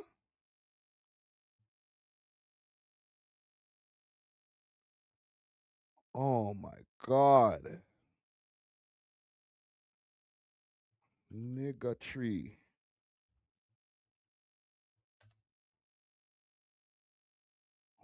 Wow. They don't got the one quote for this nigga? You all testicles and no shaft. Oh, yeah. What happened to your shaft? There is powerful niggardry at work here. Say it again, Ruck. You all Powerful niggardry at work. your shaft. There is powerful niggardry at work here. This is nasty work, brother. What shit? You dropped this done deal. Bro, let them know It's a done deal. Who put the cloud over Gucci's face?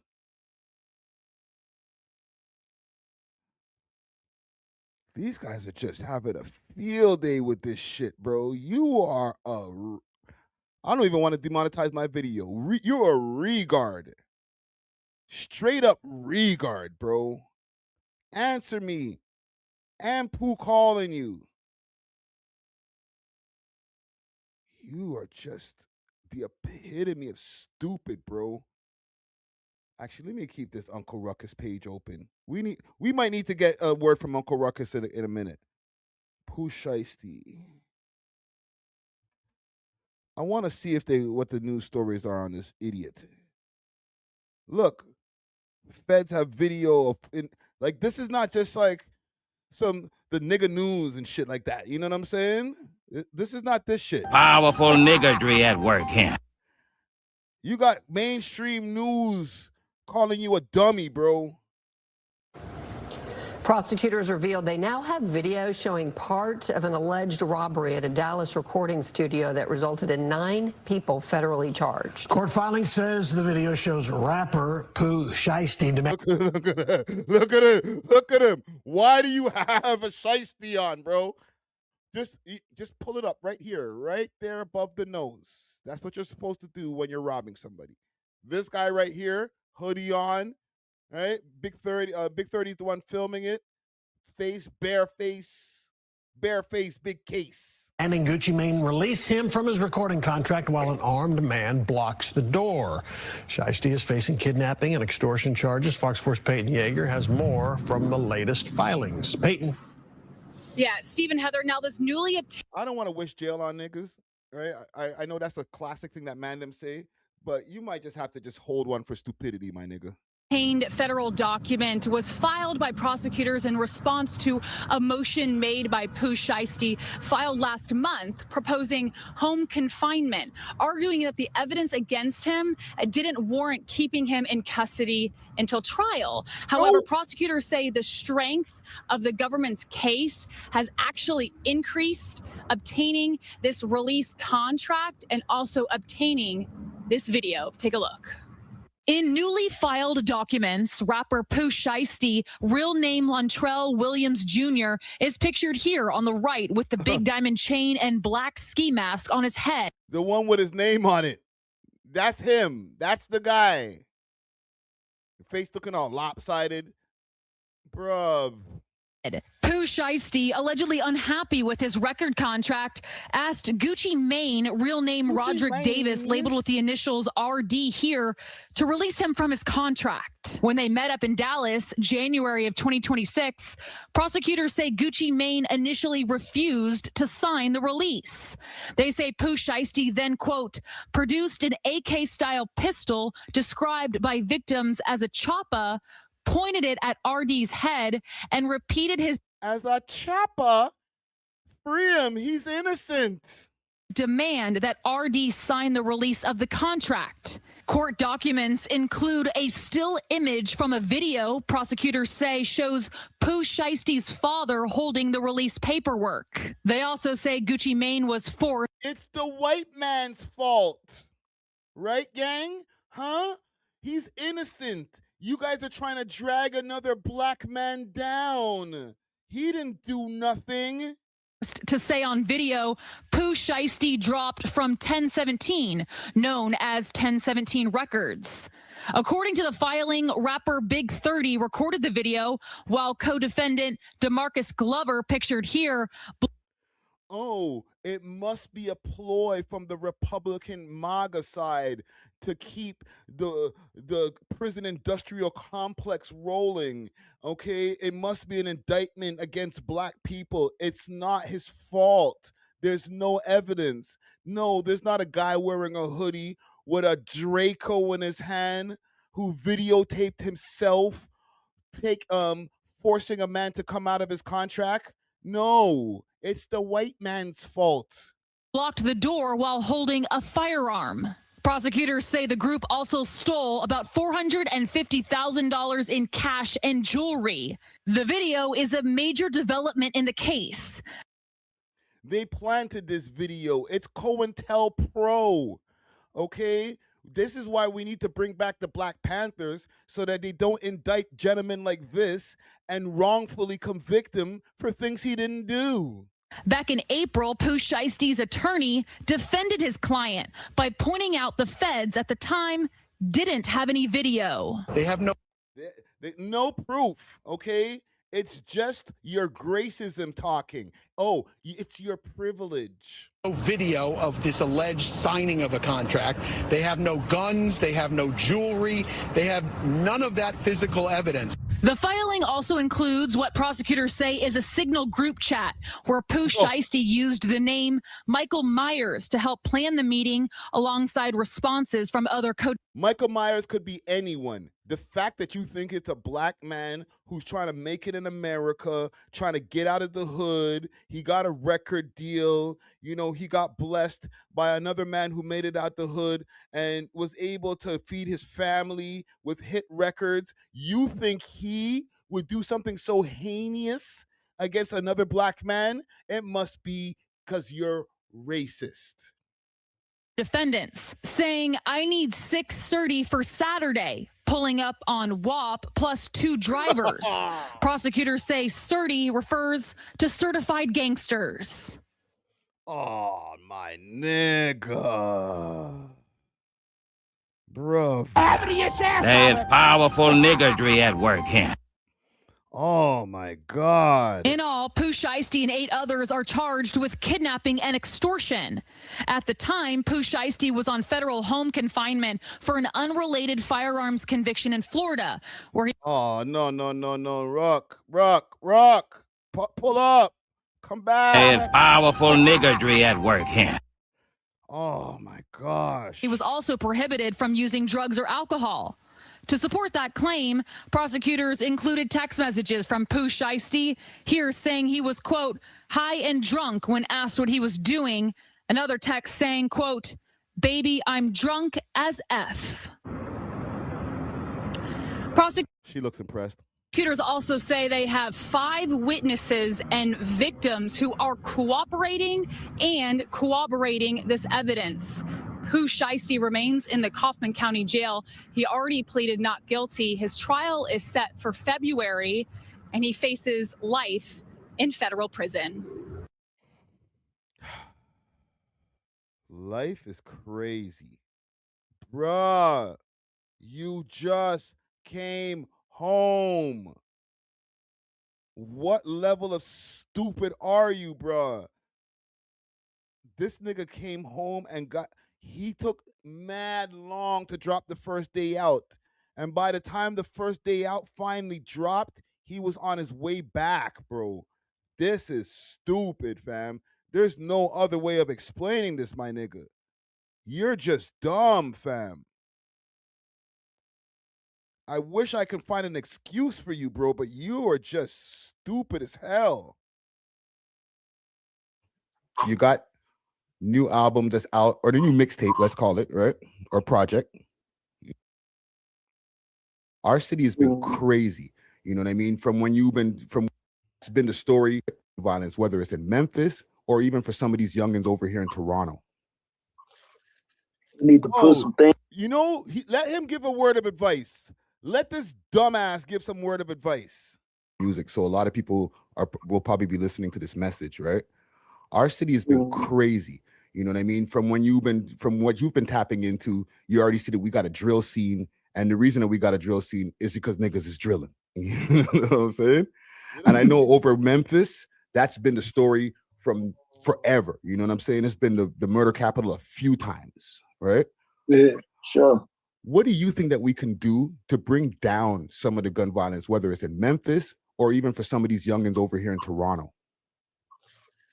You need to put some things out there to do. Like, it need to be stuff to do. Real. Real problem. They don't be having nothing else to do. Mm-hmm. See, this should have messed you up. Like this, I just dropped all my weed on the ground, bro. I'm pissed. You gonna make something happen. It's just like you gonna try to get out there and do anything. Like my apartments ain't have a pool, a swing set, or nothing. Like I want to go back through there and put a pool, a big pool over there, like a community center, like a little football, little fit, like something to do, just anything to do. Yeah. That's real, man. That's real. Well, as they say, the idle mind is the devil's playground, right? Nigga, you got a record deal Millions of dollars, millions on the way, chains, bitches, everything that you're talking about all these guys don't have, and you still did the same thing. Oh my God. Oh my Lord. There is powerful niggardry at work here. Bruh. All I gotta say, man, I don't want to say keep this nigga because life is crazy. But he might have to hold a 10 years, bro. Just based on like repeat offenses and all that type of shit, bro. Like, you fucked up your life, bro. This is just heinous, bro. Like, just the you fucking up your life is heinous. So, I don't know. There's nobody to salute in this story here. It's just depressing all around. To be honest, Shiesty just didn't play it smart. No, it's worse than not playing it smart. He's just he's regarded, bro. There's one thing to just be like, yo, you made a few mistakes. You went left instead of right. No, you're just ignorant. You just think you can do whatever you want. And, you know, niggas is just going to respect it because we street niggas. No, a lot of you street niggas is dumb, bro. Just because you can rap well and then somebody can give you an opportunity doesn't necessarily mean that you're creative business geniuses, okay? You're just guys who got lucky because you're talented. He's talented. His music's good. So, cool. He was able to make enough mixtapes and make enough noise where somebody heard his shit, okay? But it doesn't make him a genius. It just makes him good at rapping, maybe good at, like, I won't even say marketing, bro. Okay, you were able to rap, put some shit online, and Gucci Mane found you. What a fucking genius. You know how many niggas have the same story and are stupid as fuck, make dumber mistakes than Pooh Shiesty? Half of these guys over here in Toronto can't even read properly, and then they got a record deal. So what did that mean?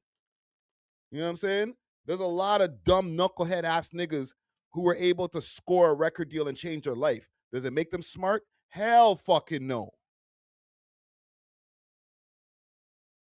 Sorry, gang. I had to re-roll another spliff, bro. That shit pissed me off, bro. Just lost mad weed on the ground. Anyhow, it's your fault, Pooh Shiesty. It's your fault, man. You made me drop the weed, nigga. Anyhow, let's move on. I'm going to skip this hip-hop Great Depression shit because I did not expect for me to be here more than 3 hours. I told y'all that live was going to be 3 hours long, and then, you know, I'll be just chilling, just doing whatever I do in the crib. But here we are, 3.5 hours in. I got a few stories I gotta get to, though. Okay. There was a story that we covered a while back, and it's funny enough that this story kept on getting cut out. One, we did a episode of the podcast, and we spoke about it. It was a full grid of a bunch of different South Asian guys who were the face of extortion in Canada, all right? And that part got cut out of the podcast because I fucked up the video, and we could only you can hear the audio, but there's no video for it. All right. Maybe that should have been a sign that this story is a little bit crazy. Now, I decided to pull up, do the live stream, and cover it a little bit more in depth in the live stream. But there was some parts that I did not realize that I missed. You know what I will do before I play the news story? Let me open up the screens over here again. Let's go back through Torontology, because this is what sparked my attention. This right here. Extortion Task Force lays extortion and murder-related charges linked to 4 brothers. Now, they spelled this wrong. It's F-O-U-R, 4 brothers. Apparently, these guys, 4 brothers, are some kind of gang that I did not know about. For me over here, new gang unlocked. Let's go. Regional Police have arrested another man in connection. Peel Regional Police have arrested another man in connection with the 4 brothers organized crime group tied to violent extortion affecting South Asian business community in Brampton, Caledon, and Mississauga. The investigation follows May arrests of 17 suspected members linked to a string of extortion incidents. Extortion. Police previously reported 2 incidents, An April 21st shooting at a Brampton business in which 14 shell casings were recovered and the suspect fled. And a May 6th incident in which a man was approached by a gun-wielding suspect whose firearm malfunctioned, allowing the victim to escape. Jeez. On June 23rd, Edmonton police arrested 22-year-old Safaldeep Singh during a traffic stop. They seized a loaded illegal firearm and drugs. Singh was transferred to Peel Regional Police and charged with 1 count of conspiracy to commit murder and 1 count of extortion. He was denied bail and remains in custody. Peel says crime requires cross-jurisdictional cooperation. So, there's some more stories that I found on this. Let me just go back to my history instead of pulling up another page, because I was just looking at this a few hours ago. Right here. 4 brothers group pinpoint to violent extortion crime with global ties. Well, maybe they did spell it right, okay? But I found different spellings of it online. Calling this a major break in the case here. I think our viewers are quite familiar with what's been going on in Peel, Brampton, Mississauga, Caledon. We'll show you some video. These extortion cases where suspects are firing weapons into homes and into businesses, threatening families and business owners, demanding money. It's been an issue here that's been going on for a number of years, and police say they've targeted this one gang known as the Four Brothers. They've made some major arrests here. We're talking about 17 people accused, 106 charges. And this has been a cooperative investigation involving Canadian Border Services, the OPP, Peel Regional Police, even the FBI, because we're being told that this has connections throughout North America and right across the country of Canada. The man said throughout North America. So not just Canada, not just Brampton and a few other places that they mentioned, and Surrey and all these other places out west. North America. So places in the States, if anybody in America is over here in the chat, let me know if you've seen any extortion shootings or anything like that, even possible killings that have like Indian guys or you know, Punjabi, South Asian, different brown guys. Okay? Now I'm not talking about the brown that you guys talk about in America when you're talking about Latino people, the other brown guys. And salute to them. But I'm talking about the ones who are out here fucking up the place, shooting the shit down. Extortions bring violence, fear to a community, intimidation, and it's not just the victim, it's entire communities and neighborhoods that are impacted by this. One of the groups identified through this investigation is commonly known as the Four Brothers Gang, whose members and associates were linked to several violent extortion-related offenses, including shootings. To date, 5 members or associates of the group have been arrested, significantly disrupting their ability to intimidate victims and carry out further violence within our communities. Just to say, it's really tragic to get those phone calls from a family that has sacrificed everything to come to Canada for that sense of safety and feeling that it was all for naught and wanting to choose a new home. And so I hope today's announcement really speaks to the fact that we cherish public safety in Peel Region and frankly, Canada. This is not a Peel Region challenge. I can tell you I've had phone calls from mayors in Winnipeg, Edmonton, Surrey, and the list goes on, where these extortion acts of criminality are being replicated. And so hopefully this starts a new trend that is not something that is successful in Canada any longer.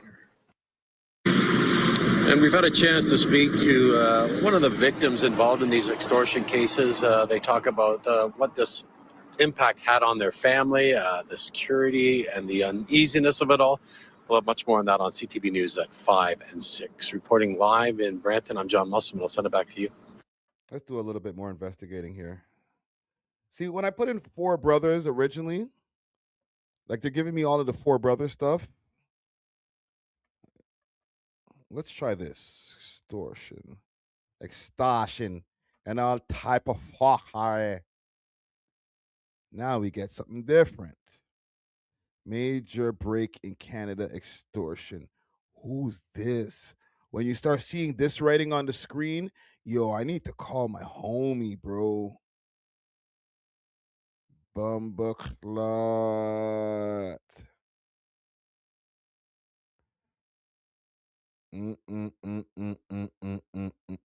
Yo. Fam, if I click on any of these, they're not even going to be in English. Watch this.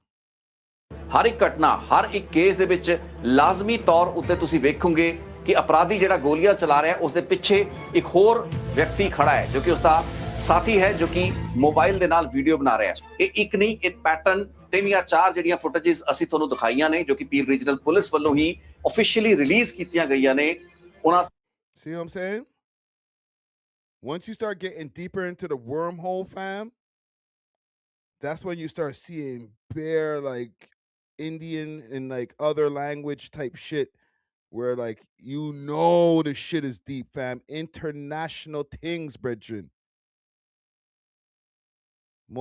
We've watched a lot of these videos. 2 men in extortion related shooting. My blood pressure is building styles. Peel police ਨੇ Brampton ਤੋਂ 17 ਵਿਅਕਤੀ ਗ੍ਰਿਫਤਾਰ ਕੀਤੇ ਹਨ violent ਐਕਸਟੋਰਸ਼ਨਸ ਦੇ case ਦੇ ਵਿੱਚ। ਇਹ ਜਿਹੜੇ ਸਨ ਇੱਕ ਗੈਂਗ ਸੀ, ਗੈਂਗ ਦਾ ਨਾਮ ਹੈ four brothers. This all I understand is the English words they saying. ਉਹਨਾਂ ਨੇ 17 ਮੁੰਡੇ ਜਿਹੜੇ ਨੇ ਉਹ ਚਾਰਜ ਸ਼ੀਟ ਕੀਤੇ ਨੇ। ਇਹਨਾਂ ਦੇ ਉੱਤੇ ਬਹੁਤ ਸਾਰੇ 106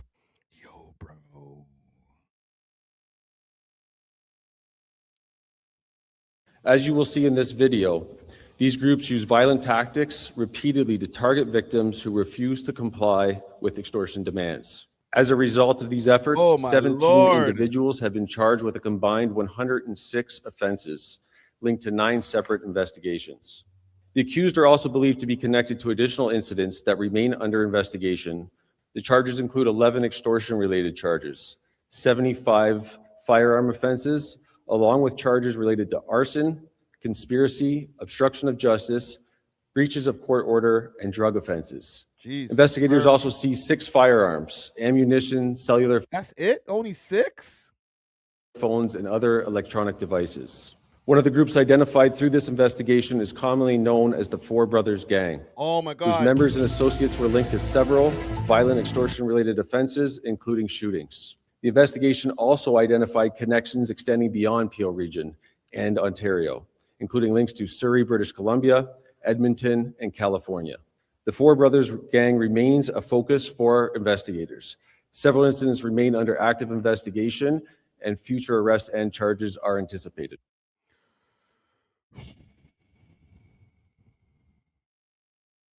My blood pressure is building, Styles. Four brothers. Oh, the Reddit.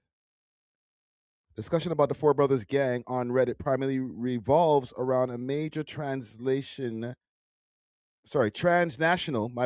organization, crime ring targeting South Asian business owners and community members in Canada and the US. The group is heavily discussed in Canadian and regional subreddits in connection with coordinated police crackdowns.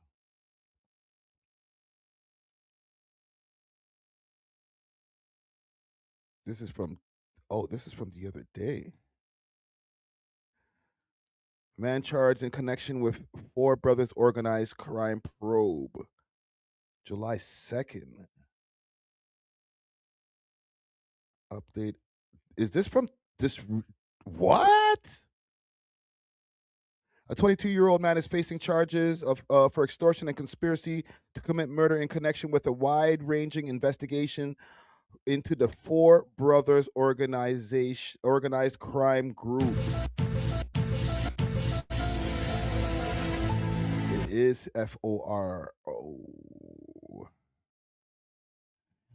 In a Thursday news release, Peel Police said that a man was arrested June 23rd following a traffic stop in Edmonton police service in which drugs and guns were found. The suspect was charged with drugs and firearms offenses before police in Alberta returned him to Ontario 3 days later with the assistance of the Canada Border Service Agency. One of the charges is related to an April 21 shooting targeting a Brampton business where 14 shell casings were found on the scene, police said. On May 6th, police said a man was leaving his residence when he was approached by an unknown individual. According to investigators, a gun was pointed at the victim, but the weapon malfunctioned, allowing the victim to escape without injury. Peel police said Salfid Singh, who has been charged with 1 count of conspiracy to commit murder and 1 count of extortion, he later denied bail. He was later denied bail and remains in custody, they added. They announced that they arrested and charged follows a string of arrests in the Brampton area following a widespread probe by Peel police into violent extortion gangs. Organized crime operates without regard for jurisdiction boundaries, and our response must be the same. Extortion has a serious impact on victims and communities and is committed to addressing the harm through targeted enforcement. Peel Police Deputy Chief Nick Milnovich said on Thursday morning release. Peel Police identified 4 Brothers gang in 2025. Investigator linked the group to a series of extortions in Peel region last January. Police allege that the international crime network is behind attacks against South Asian communities in Peel region. They also believe to have been active in British Columbia and links to California. In May, Peel police announced 17 arrests and more than 100 charges laid, including extortion, murder, and intimidation, in an investigation that involves the FBI and police in BC. The criminal group typically approached involves targeting South Asian businesses in Brampton, Mississauga, Caledon, and demanding large sums of money, invoking the name of the well-known Bishnu gang, an Indian-based crime ring frequently linked to extortion in Peel and elsewhere to intimidate their victims into complying, police said. Okay, so this 4 Brothers gang is in some way also connected to the Bishnu gang. Oh. So they run their name when it's time to get the shit popping. Like, bro, besides, like, I'm sure the 4 brothers have their own reputation at this point, but they're like, yo, listen, you either deal with us, and if you get through us, then you got to get through Bishnu. And that shit, though, it's not just some Canadian gangs. This is some international shit. So you could try to leave Canada and run back home. You ain't going to be safe over there neither, nigga. So pay up. The threats are often followed by brazen shootings or arson. Detective Sergeant Brian Lorette of Peel Police Extortion Task Force said in a press conference in May. He added, "We believe that they're actively recruiting new members." Sound effects. I can't get into exactly how this is, but this is our belief, he said. Well, God dang. Holy. Y'all looking at the wrong gangs out here. You got to watch out for the 4 brothers. This is the guy that they hit in the traffic stop. Holy. Yeah. Want to get off of this story here. Holy. The Reddits are open. Criminal network behind Peel extortion attempts responsible for half of the shots fired in the region this year. Half of the shots fired in Peel region was about from these guys? Wow. Friday. Exit the story. Oh my God. Despite major extortion bust, Brampton's Punjabi community remains worried for their safety. Jesus Christ. Okay. Let me just let it breathe for a second. Holy shit, man. There's a part of me that wants to dig deeper. Pause. But every time I look, I'm just like, yo, these niggas are scary, fam.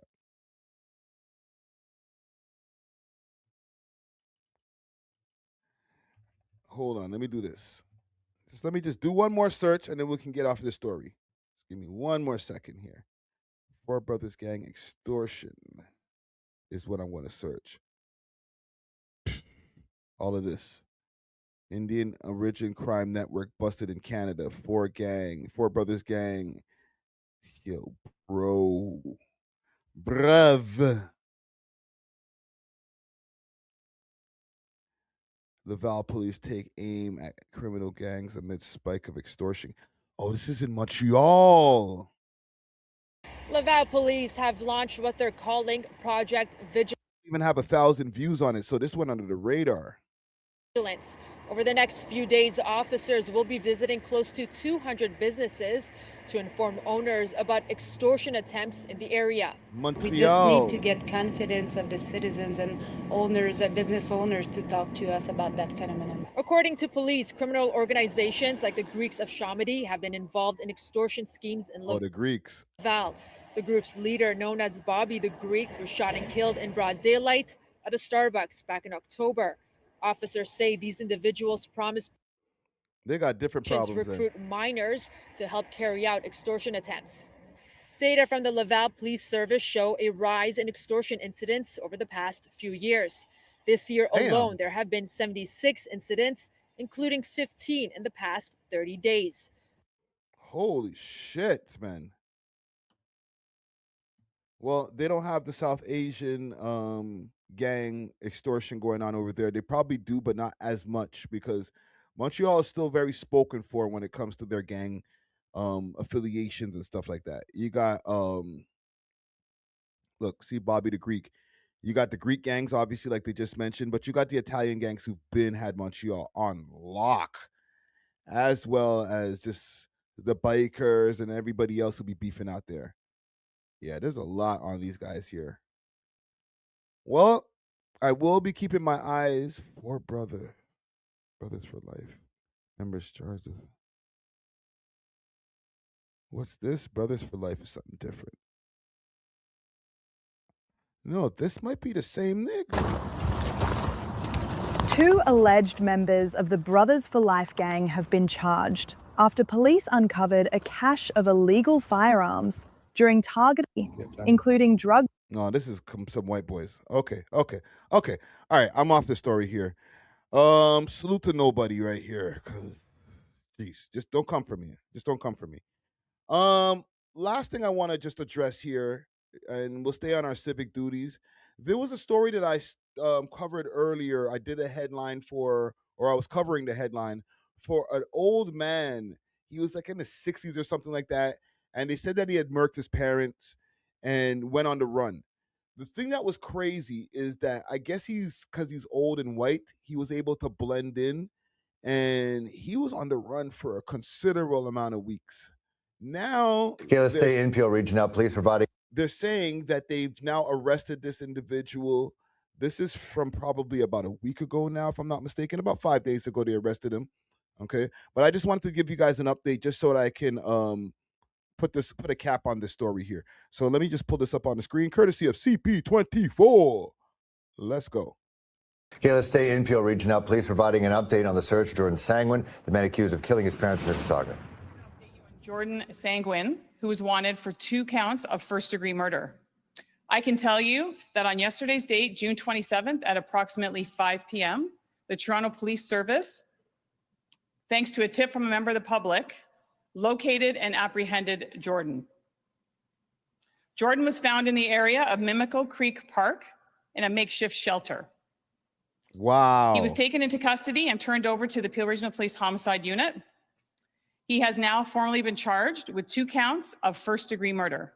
I'm now going to turn it over to Inspector Mavity to give you further information. Yo, my bad. I was saying like 60-something years old. He's 46 years old. He just looks 60-something years old. Good morning. I just wanted to reach out and give a heartfelt thank you to the members of our community. You'll often hear us say our community is our greatest asset. Over the last 10 days, you've allowed us into your homes to review and download video surveillance in hopes of not only locating Jordan, but also collecting evidence. In total, we've received 10 days, and not only did he not leave the GTA, He didn't even leave Toronto proper, and it took them 10 days to find this guy.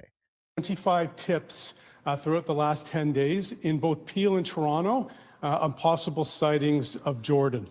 To the Toronto Police Service, thank you so much for your continued efforts and collaboration with us in not only locating Jordan, but collecting evidence along the way. To the members of Peel Regional Police, the various bureaus, the Homicide Bureau, and the... Hold on, I just want to see a picture of this guy because I don't think they're going to show one in the video here. Let's see if we could find a picture of Jordan Sanguine. Sanguine. That's a crazy last name right there. Watch him here. This is the guy. Jordan. Let the ad run here. But what? That's the guy. This guy look like he's 46 years old? Murking your parents, bro. I don't care what they did. He's providing an update on the search for Jordan Sanguine, the man accused of killing his parents in Mississauga. Okay, yeah, this is the same video. The other support bureau, and we're here to support you throughout the next process. Thank you, Inspector. Now we'll take any questions that you might have. I need to Any know questions? some shit. No? Okay, thank you all for coming. They don't want to know some shit? Why did you kill your parents, brother? Okay, that's Peel Police giving an update. Story we've been talking about for the last couple of days. Jordan Sanguine, who is being accused of killing both his parents, their bodies found in their Mississauga home. Now, Peel Police saying that with the help of Toronto Police that... What a waste, bro. Major waste.